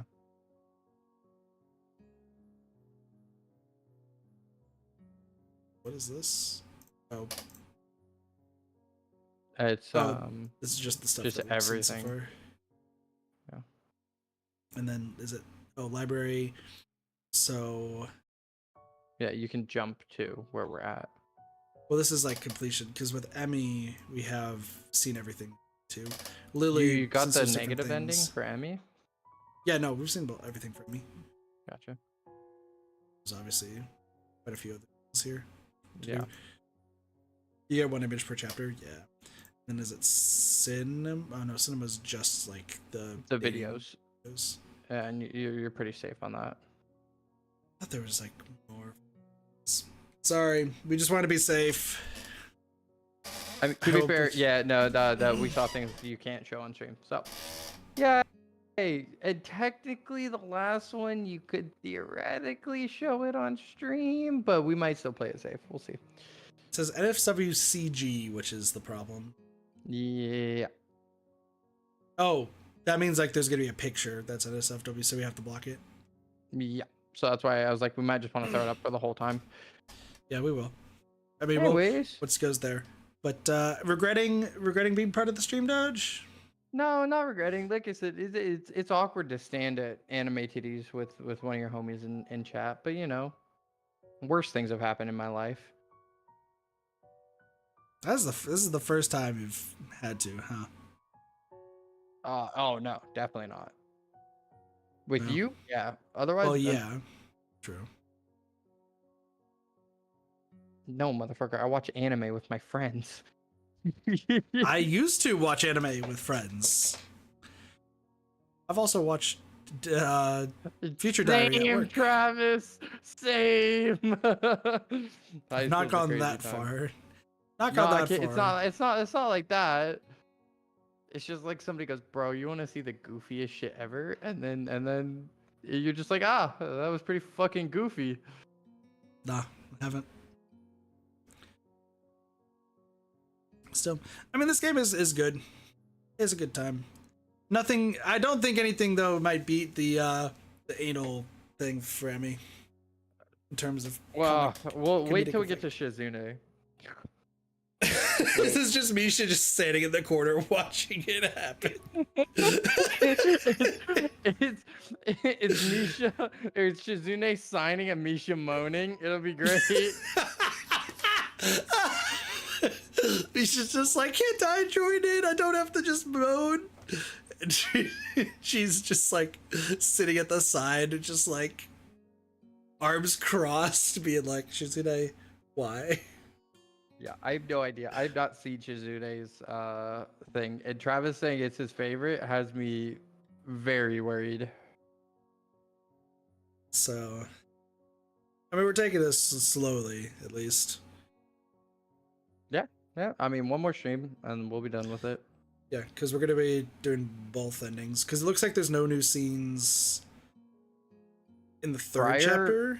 No. So I think everything will be Act 4. We'll just have to pick the different option and then go forward. There's one option, literally one option decides her that's what I'm entire saying. route. That's what I was saying. And how do I say this? There's no negative ending for her. Yeah. There's a neutral ending, which I guess you just go back to being friends. I guess. Yeah, which, like I said, we'll see that next stream. Yup. Because we'll go back to 3. We'll skip through all the text and then put up the like cats I said, again. the decision is 4. I thought you said that the decision that mattered was in 3.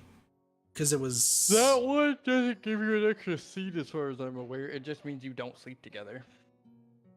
I think. I don't know. I'd have to fact check it. Because I did force you to make a decision there. The correct decision, obviously. So I'm not entirely sure. Gotcha. Well, Misha says, more. Travis, no. All right. Well, all right. I gotta get ready. I gotta go see my family. So you guys have a good, whatever the fuck you're doing the rest of the night.